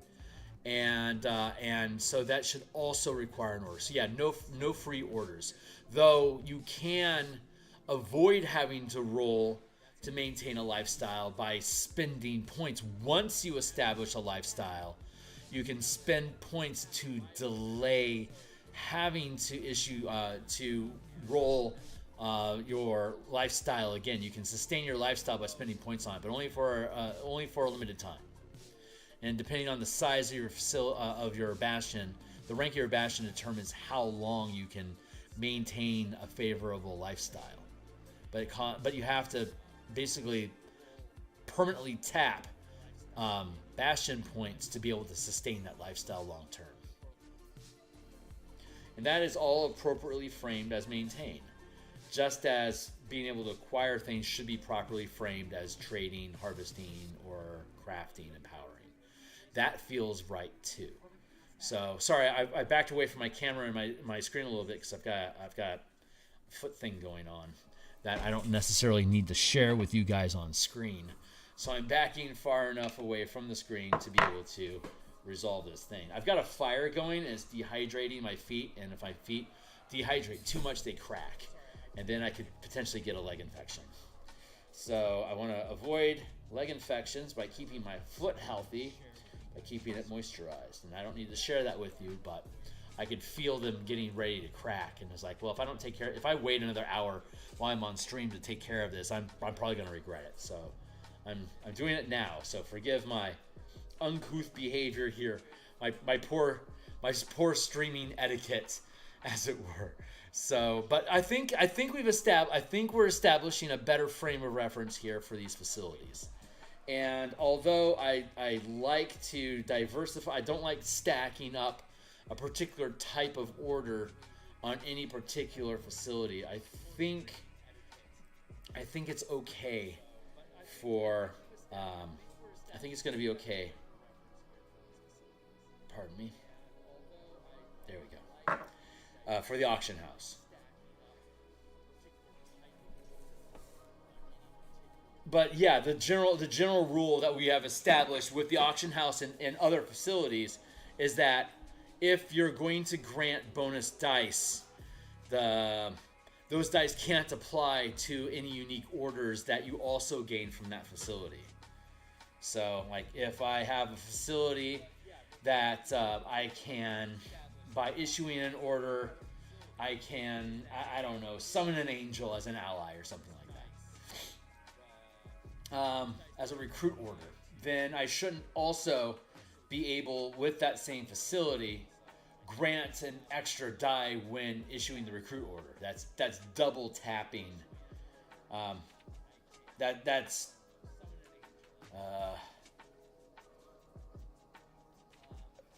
like being the umpire of your team. You know, being an umpire in a game that you're playing.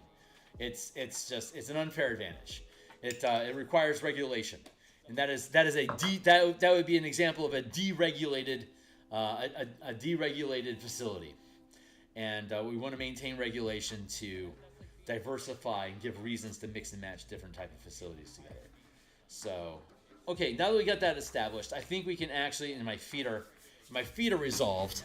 Sorry about that, guys. Oh yeah, look at that, my fire just went out. Let's do that. How long have we been doing this? Hour and 45 minutes.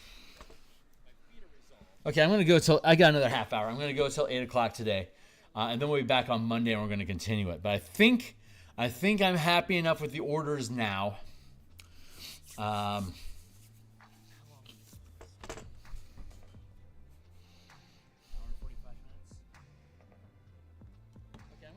Yeah, I think I'm happy now.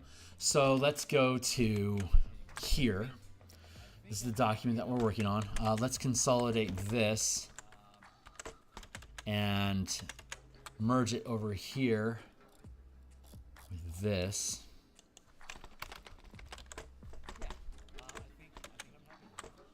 So we can get rid of that. Let's just simplify my desktop a little bit. Single screen here. So we're going to go to the end. I'm going to go to the end. Settlements is its own thing.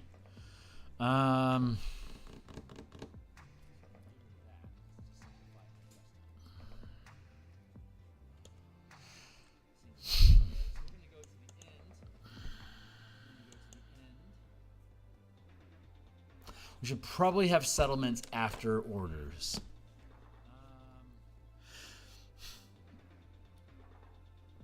I think.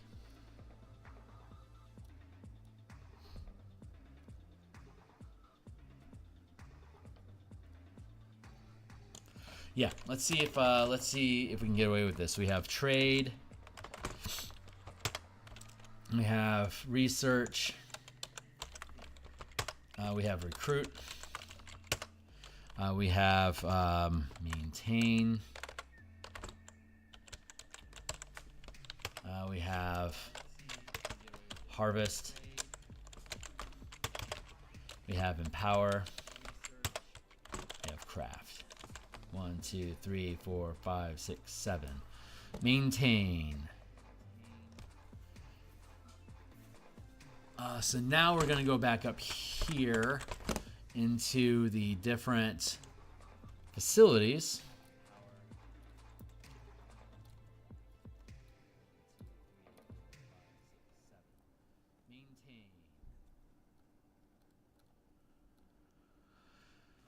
Let's first resolve. Let's see. Research. Issue the research order. Describe a new arcane spell onto a scroll that can be added to a spell book or added to a character's list of prepared spells. The maximum spell level you can research is based on the number of bastion points improving this facility.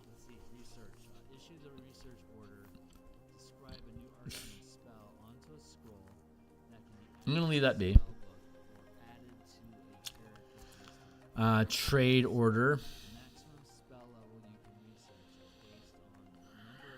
These are unique events, so I feel like I should leave them be. Barracks recruit. Cool. You can issue the recruit order to hire a number of 1/2 CR creatures to defend the bastion or attack a rival.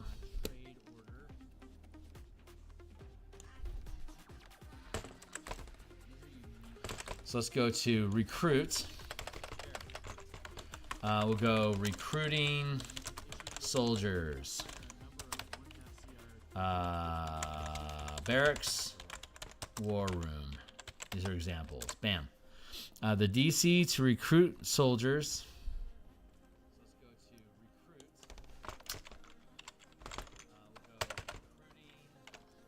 When recruiting soldiers, the DC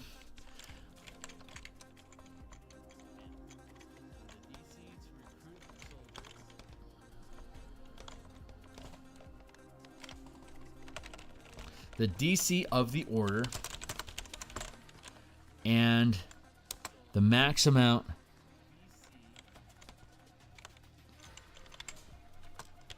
of soldiers that can be recruited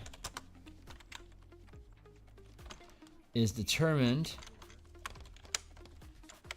by the rank of the facility.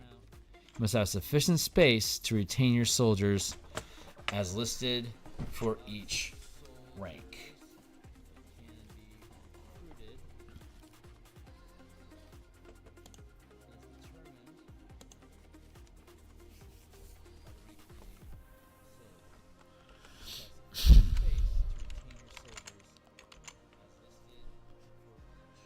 You must have sufficient space to retain your soldiers as listed for each rank. Otherwise, a separate order to maintain a lifestyle for them is required each bastion turn.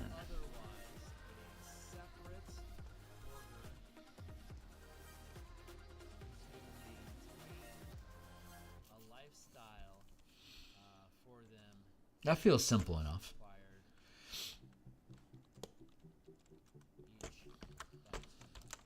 Recruit. Let's take it up to 16.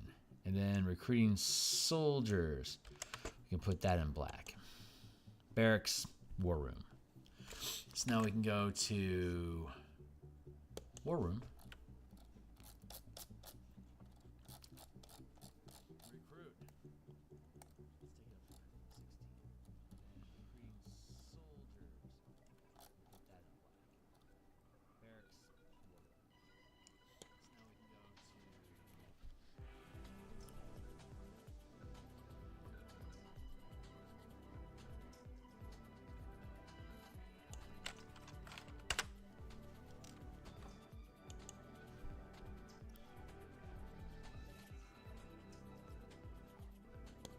Yeah.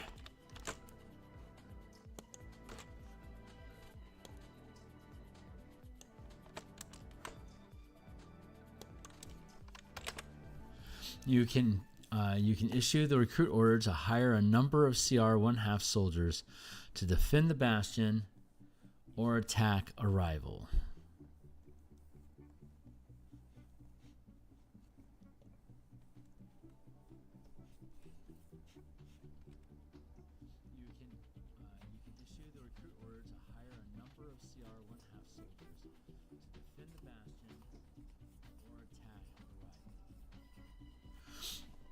And then back to this.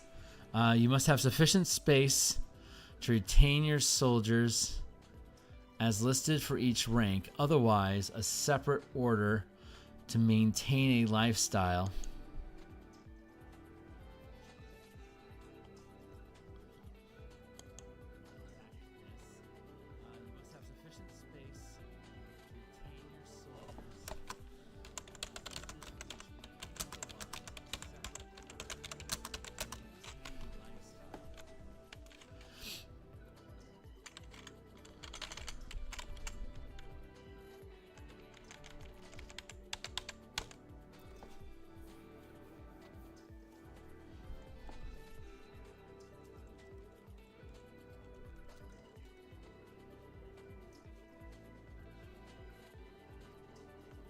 Otherwise, a separate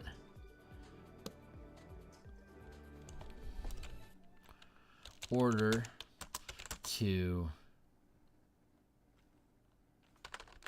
must be issued to maintain a lifestyle for them. Yeah. I think that works in general. I think that works. Let's continue with soldiers. Recruiting soldiers. Recruiting specialists.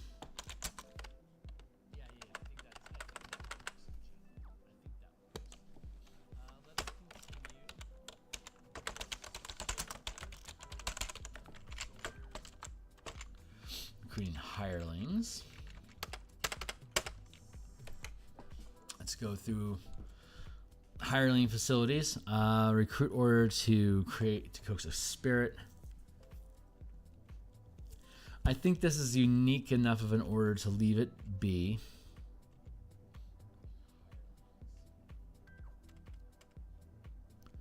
Resolved. You can issue a recruit order to attract a warrior or expert sidekick as a hireling.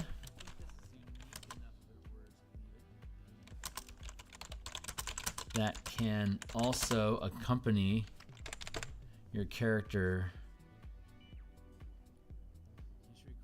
on adventures. What is this facility?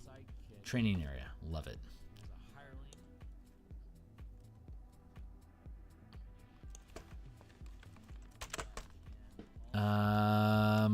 Sidekicks, hireling sidekicks. This is a unique order specifically to the training area, so I think I need to leave that be. Let's go back to here, recruiting, hirelings, and sidekicks.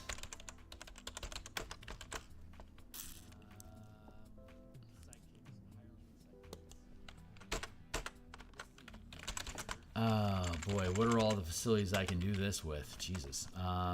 Training area.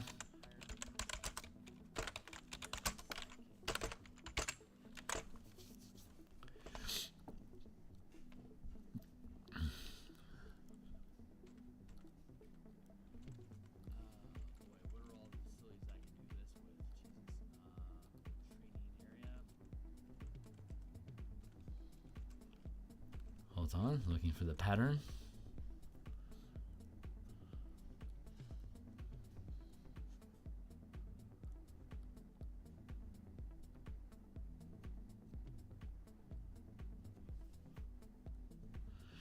Courage, convince a monster to aid the operations. That's Menagerie as well as Planar Gate. Recruit. You can issue the recruit order to attract an adept sidekick as a hireling that can also accompany your characters on adventures. This is the meditation chamber.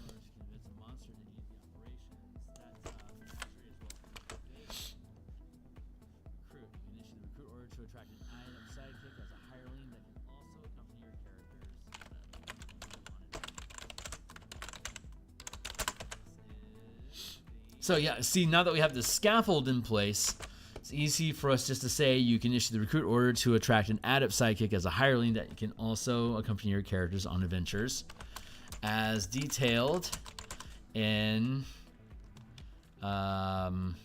the issuing orders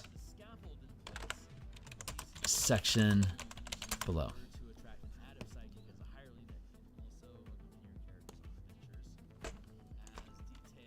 Copy.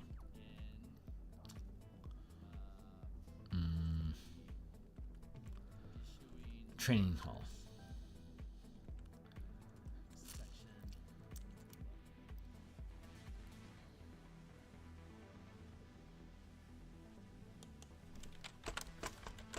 As detailed in the issuing orders section below. Cool.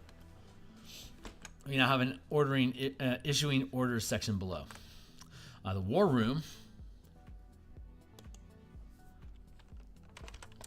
as detailed in the Bastion conflicts section below.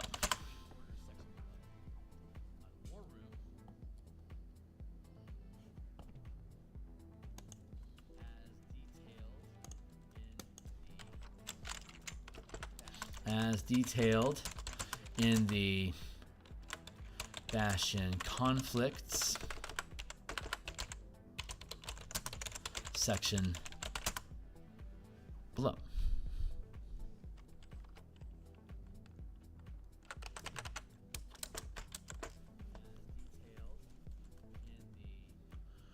As detailed in the issuing order section below.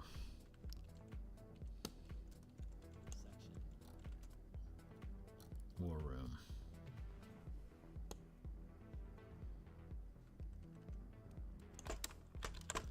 As detailed in the issuing order section below. So go down to the issuing order, hiring troops. 20 minutes left. We're making progress. Training area was the last space that we were in. So let's continue. As detailed in the issuing order section. So go down to the issuing order, hiring troops. 20 minutes left. Shamba.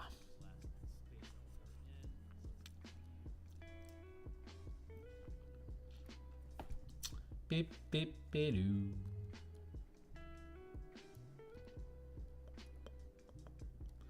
Harvest. Research. Recruit monsters. Planar Gate. Recruit monsters. Recruit hirelings and sidekicks.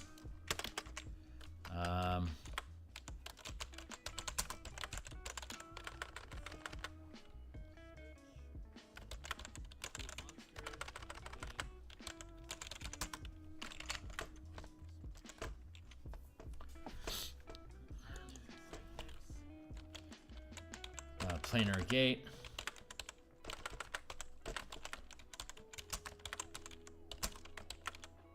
Menagerie. Let's see what else is out there.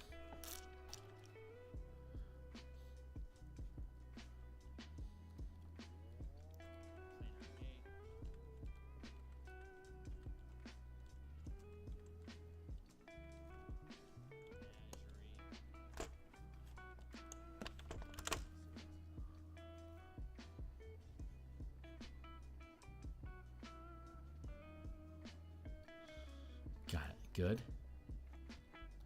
Lots of research. It's going to be easy to simplify. Recruit. Recruit order to attract an expert sidekick as a hireling that can also accompany your characters on adventures.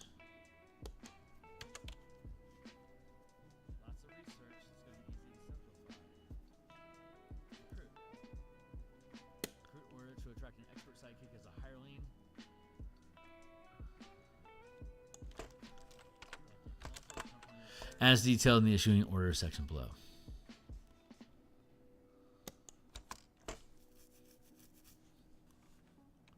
And that is Guild Hall.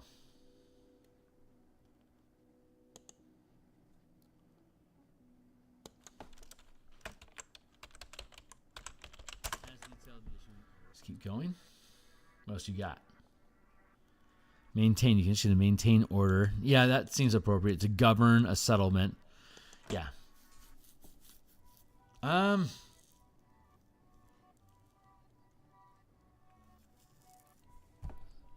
That doesn't feel like an order to me. That feels like a facility benefit. When issuing the trade order to acquire materials, you can issue the maintain order to govern. You can establish a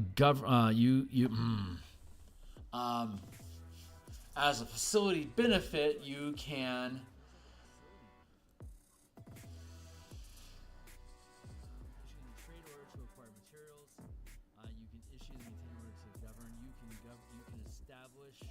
you can take control of you can take responsibility for maintaining a settlement.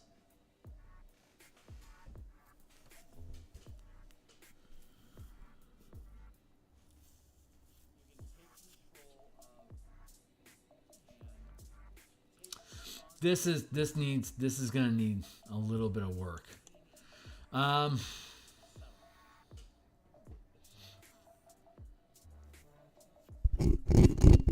do I want to do this? Shit.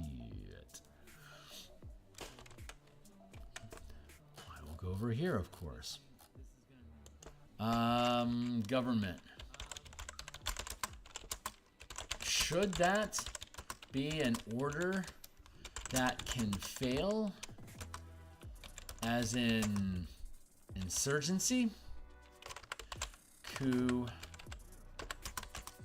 insurgents, or is it better as a facility benefit to simply establish you as the governing body of a settlement?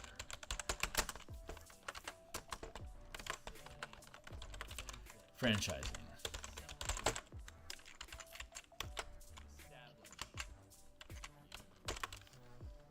Wouldn't this be attack, sabotage? Like this would be, like a coup would be overthrowing the current government, which is sabotage. You're sabotaging the hirelings in the bastion that is the settlement that's maintaining the lifestyle for the settlement. You're basically usurping who's there and you're replacing them.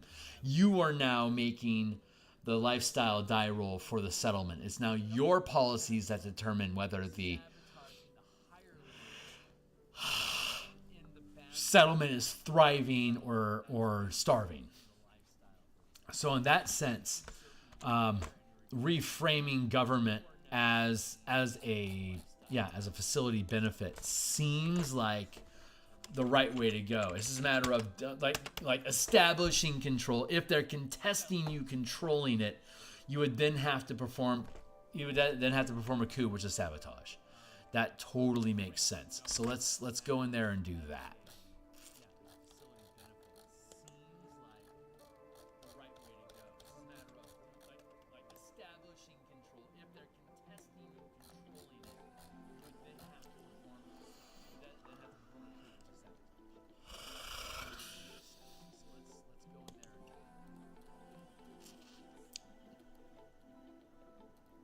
Wait for it.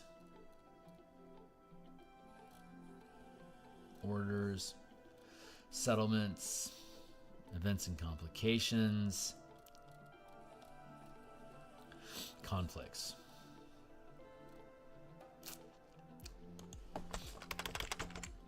When establishing control of a bastion or settlement, if the target is friendly, using the 5e24 language of influencing, there's friendly, indifferent, and hostile, and there's willing and unwilling.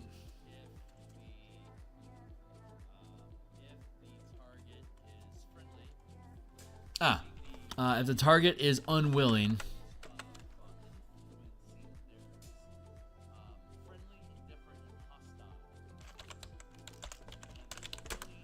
sabotage can remove the current government and replace it with your own when the current ruling bastion is destroyed. That's easy enough, right?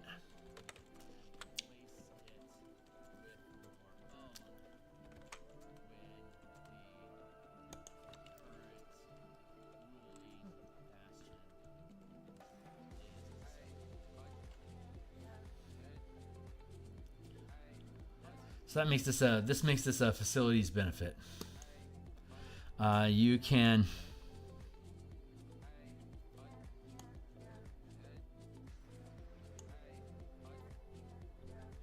maybe this should be, instead of government, maybe it should be franchise.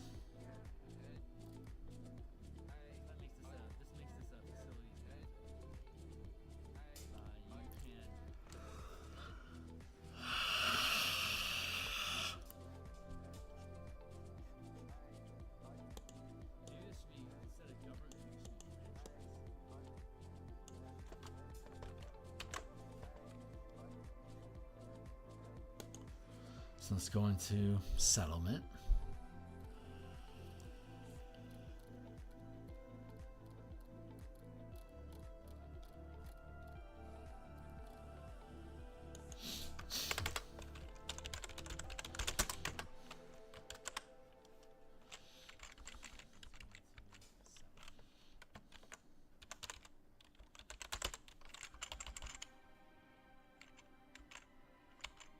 Hold on.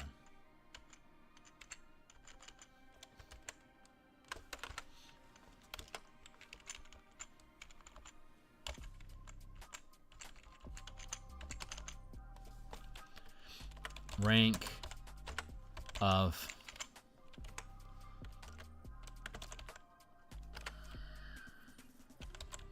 Govern Bastion.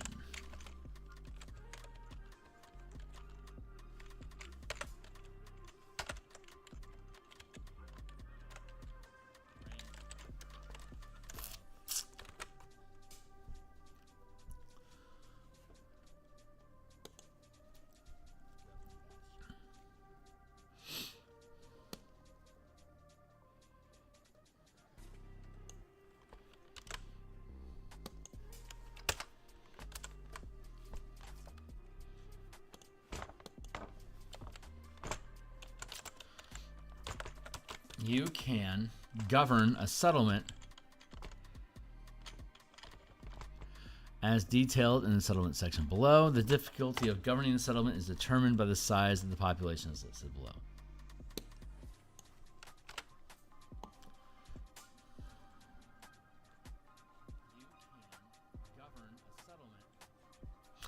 You can govern a settlement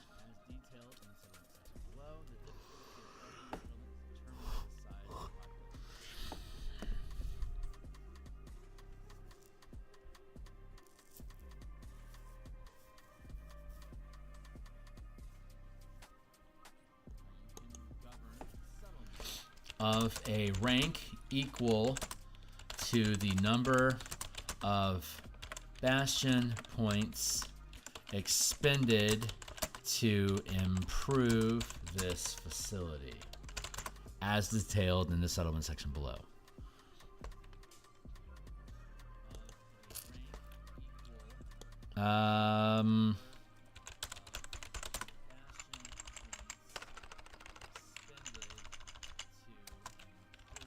There. So far, so good. Garden.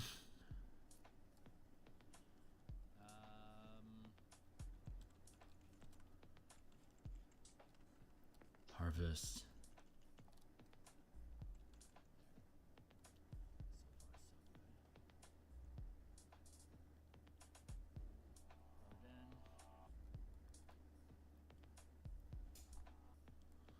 Recruit orders to barracks.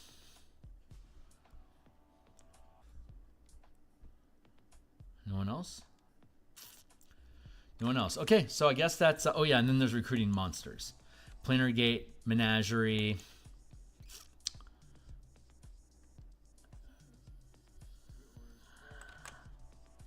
Let's go check out the... let's see, Menagerie. There's a Crypt. No one else. Okay, so I guess that's... oh, yeah, and then there's recruiting monsters. Planar Gate, Menagerie. A Crypt is like... a Crypt is basically like Recruit, but it's just a little different. Maybe we want to leave it here. Leave it there for now. Demiplane is recruiting. No, Gaming Post is recruiting. I'm looking to recruit. Recruiting. I'm looking to recruit. To attract an expert sidekick. That's resolved. Monsters. And then we can do research, and then we'll probably be done for the day. Charm. Recruit.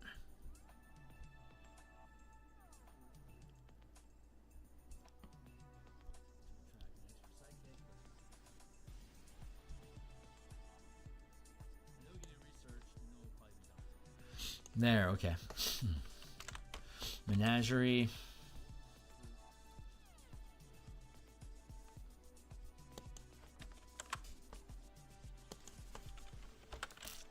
When recruiting monsters, the maximum CR you can recruit cannot exceed the rank of the Bastion or the level of the characters.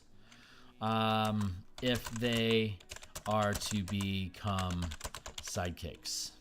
If they are to join characters on adventure as sidekicks.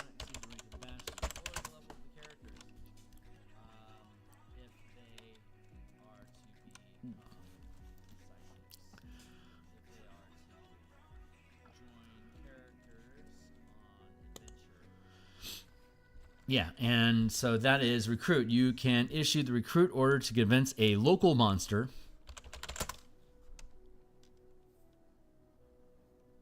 to aid the operations of your facility, of your bastion, or to act as a sidekick during adventures. And then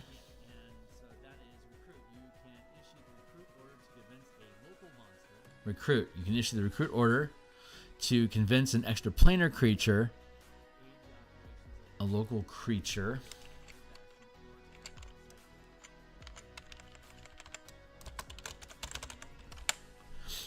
extraplanar creature,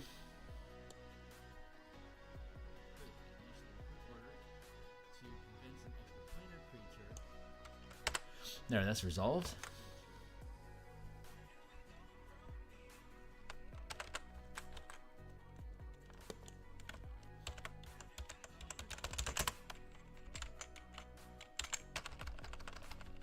I don't think we have any more of those.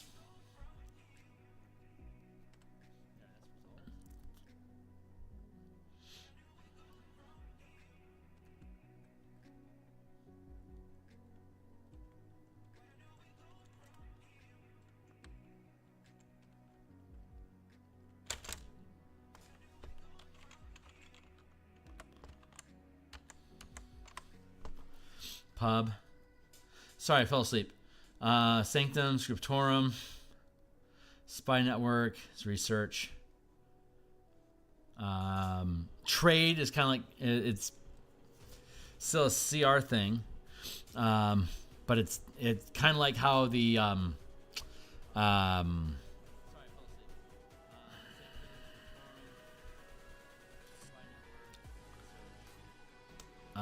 how the crypt is harvesting creatures as opposed to recruiting them. Storehouse, orders, theater, orders, training area. This downtime activity, this boon is different from other boons, so like it would stay put. Workshop. Recruit. You can issue the recruit order to coax a spirit into the body of a golem constructed in this facility to serve and defend the bastion. The CR of golem created this way is determined by the number of points spent. It can, yeah, this should probably stay here because it's different from recruiting. It's the same thing as recruiting. It's just framed differently. So maybe by Monday I'll find a way to frame it so that it is well. Now that I don't have to worry about how many things are using the harvest or recruit or crafting, like I don't care how many things are using a specific type of order to keep things in balance like that. I could just change all of these to recruit and potentially pick them all up.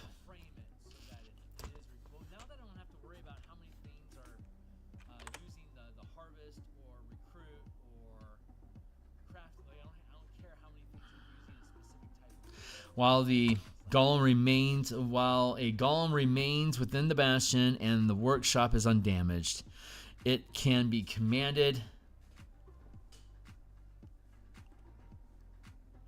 without difficulty. If it leaves, it can break free and act independently until it can return.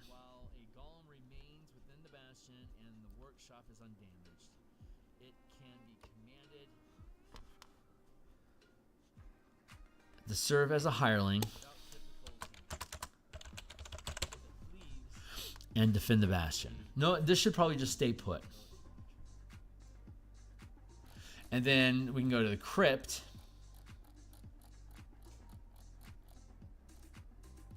Serve as a hireling.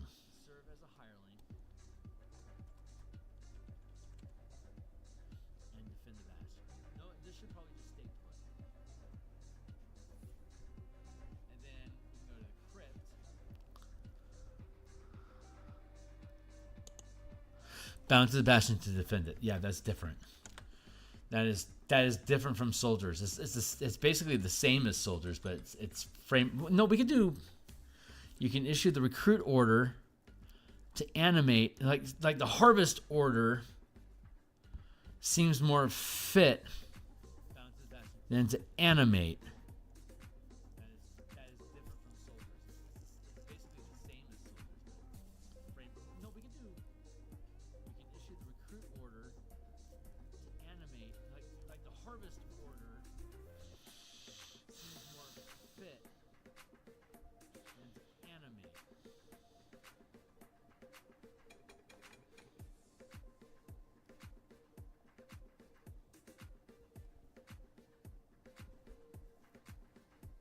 Yeah, I think I'm okay with that for now.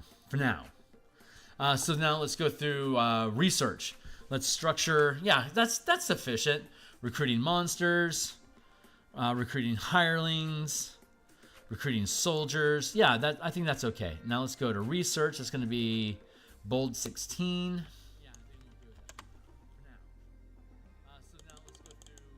And then once we get research done, we'll stop for the day. And we'll come back and visit another time. Monday, specifically.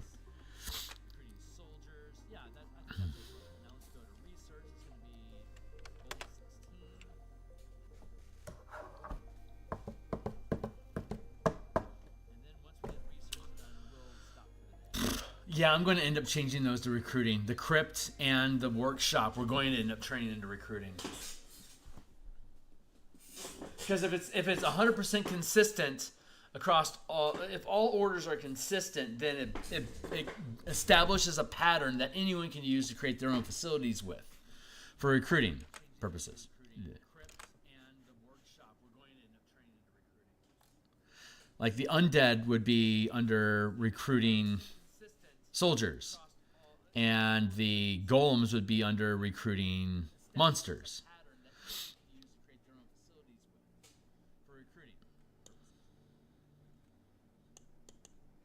Yeah, that feels right. Okay, cool.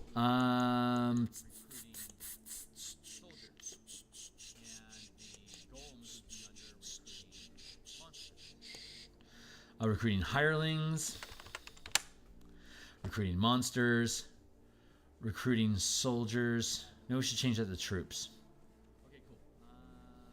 We'll see. Research. That's where we're at.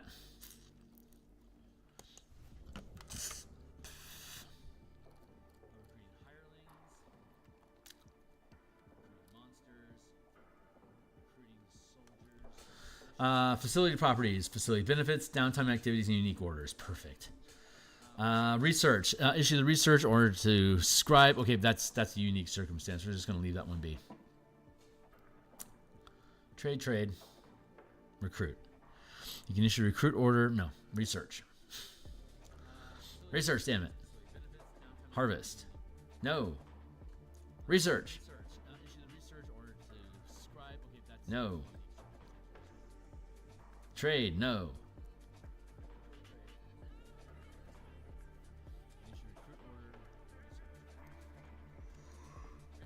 Here we go. You can issue the research order to study a specific topic.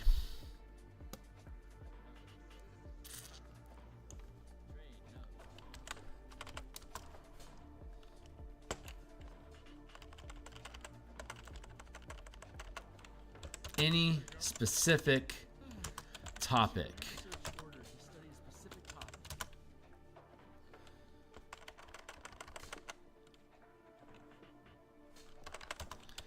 That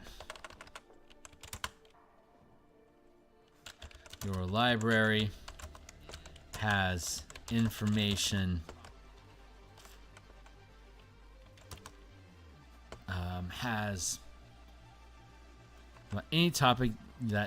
about any topic that your library has books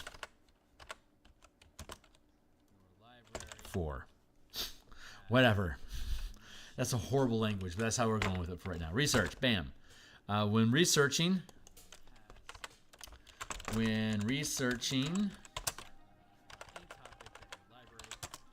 a topic, or when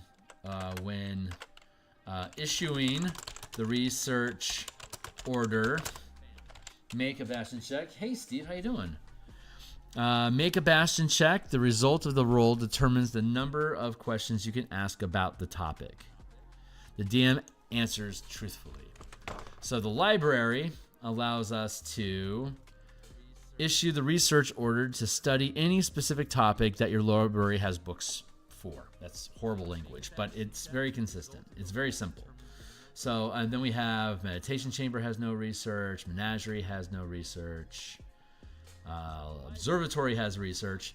You can issue the research order to the facility to observe the constellations and the interaction between the gods or otherworldly patrons to discover information regarding another plane of existence or its denizens. Make a bastion check. The results are blah, blah, blah.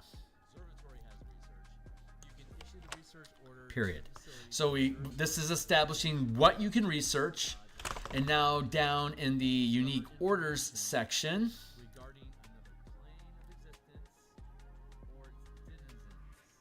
let's see. issuing unique orders.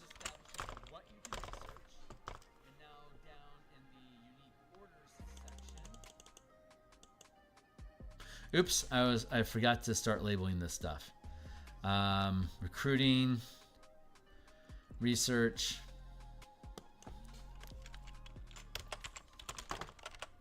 what do we have? The library. How you doing, Steve? Library, observatory,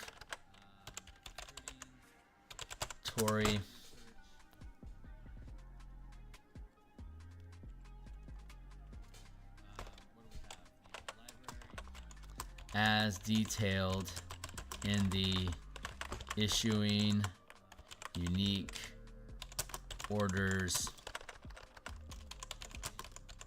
section below.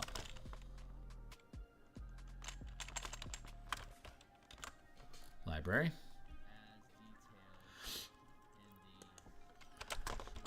As detailed in the issuing unique orders below. Library, observation.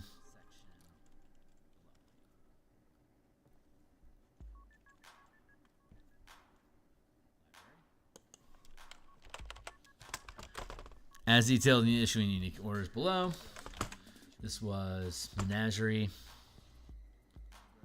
Barracks, War Room, Menagerie, Planar Gate, Guild Hall, Meditation, Training Area. Good. Observatory, Planar Gate, during adventures, as detailed in the issuing unique encounters below. Pub has research as well. You can issue the research order to observe conversations and overhear rumors about recent events, local items, locations, or NPCs. As detailed in the issuing unique order section below. Pub.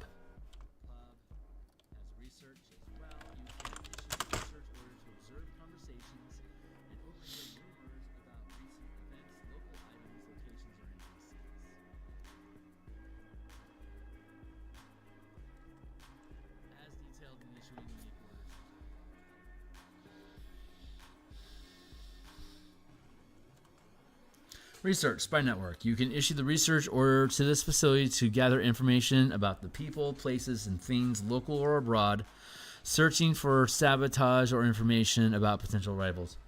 To gather information about people, places, and things, both local and or abroad.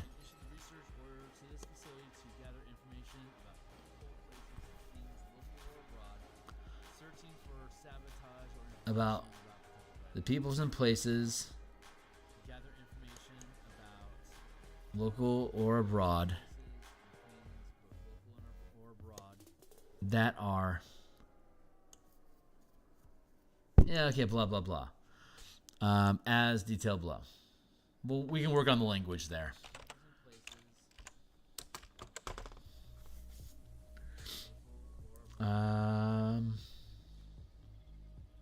Trade, okay. Trade, okay.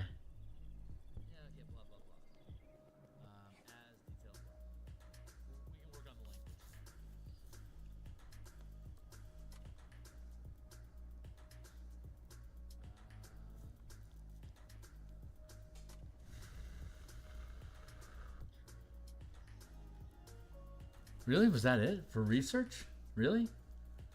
No more research, huh? I'm gonna double check real quick just to make sure I didn't miss something. But if that's the case, that's the case.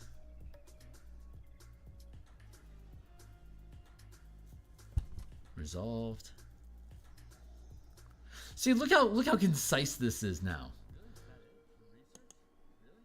This is so nice and concise. This is it's like the size of a feat. And we describe like combat and spell casting in separate sections of the DMG. This modifies what those orders are issued. So this is how I want each of these facilities to essentially just be like a feat or like a spell description. Some spells take longer to describe than others. That's okay.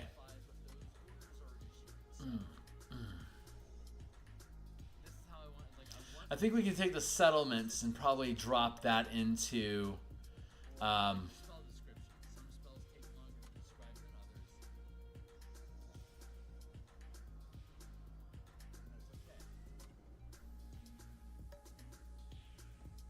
FG. Maybe like franchises and settlements. Maybe that's the right way of putting it. And then government. It could be, instead of government, maybe administration. We'll figure out a word there. But I think we can make settlements and franchises like in the same subgroup that can be after issuing orders. Unique orders.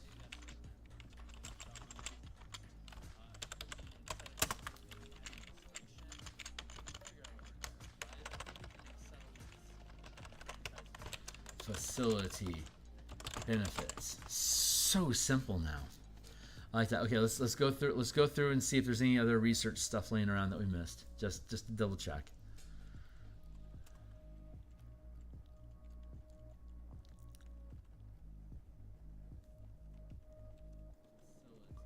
And if we can build patterns, we can build patterns.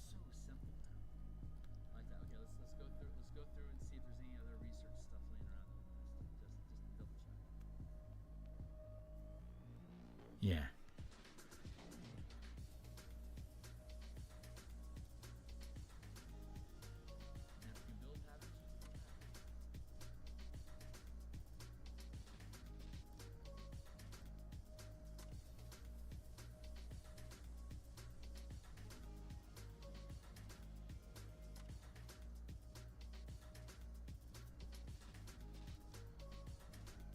Oh, here's another one.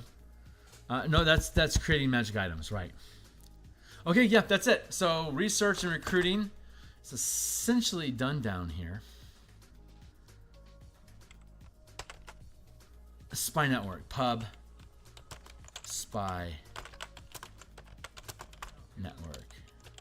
No, that's creating magic items. Okay, yeah, that's it. So 1, 2, 3, 4, 5, 6, 7. Spy network, pub, spy. 1, 2, 3, 4.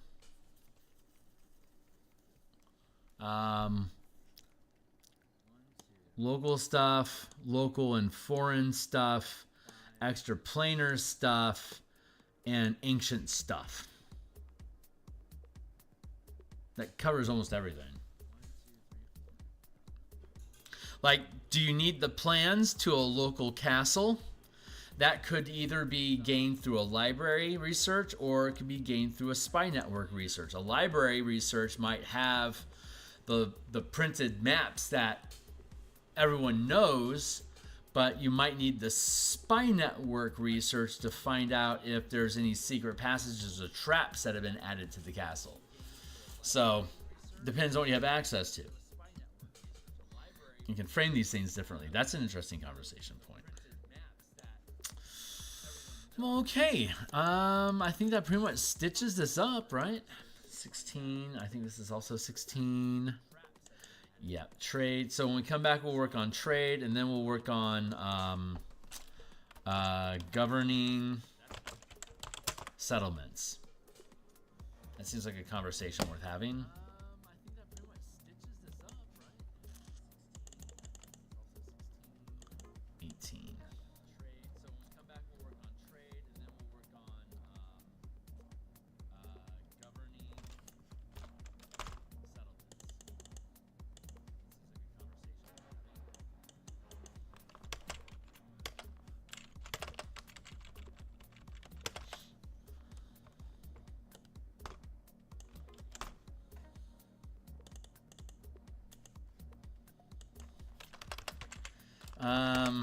Blah, blah, blah, something about each facility. Something about some facilities can issue unique orders.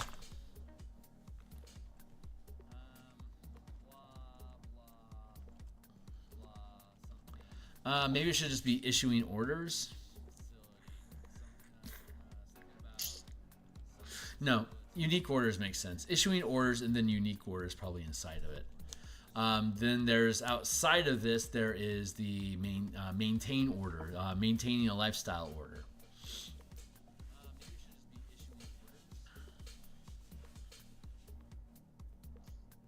There's the maintain lifestyle order, and then there's the siege attack order, and then there's the and there's the sabotage order. Those are like 3 orders that can just be issued in general, I guess.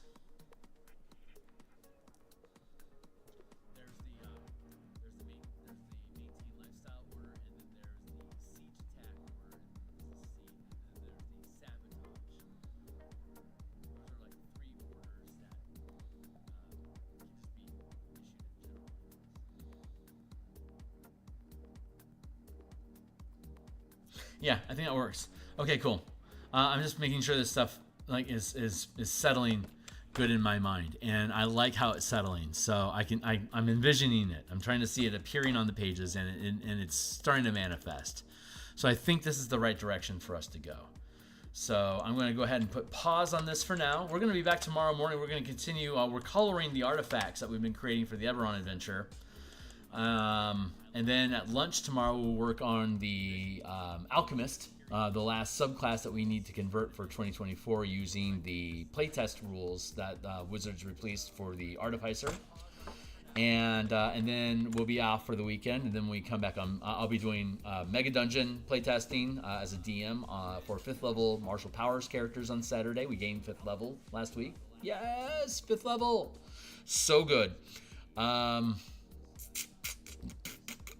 Yeah, and then we'll be back on Monday. We'll continue working on Eberron artifacts in the morning, and in the evening, like this, we'll work on. We'll continue refining the orders issued and like crafting for like all the non-magical stuff, and then empowering for all the magical stuff, and then harvesting materials, and then maybe we'll have maintain here. I'm not sure how that's going to shake out. Anyway, that's it for now, guys. Anyone that's interested in this stuff, thanks a lot for checking it out, sticking around, guys. Thanks a lot for being here, Omni and Steve. Like, subscribe, hit the bell icon for notifications when we're live in the future. My Discord channel's linked down below. I have a ton of books that are linked down below that are all in the DMsGuild. They all have free previews. Check them out. If you think they're cool, consider making a purchase to encourage some more behavior in the future. And I'm around, so hit me up. Catch you guys later. Cheers.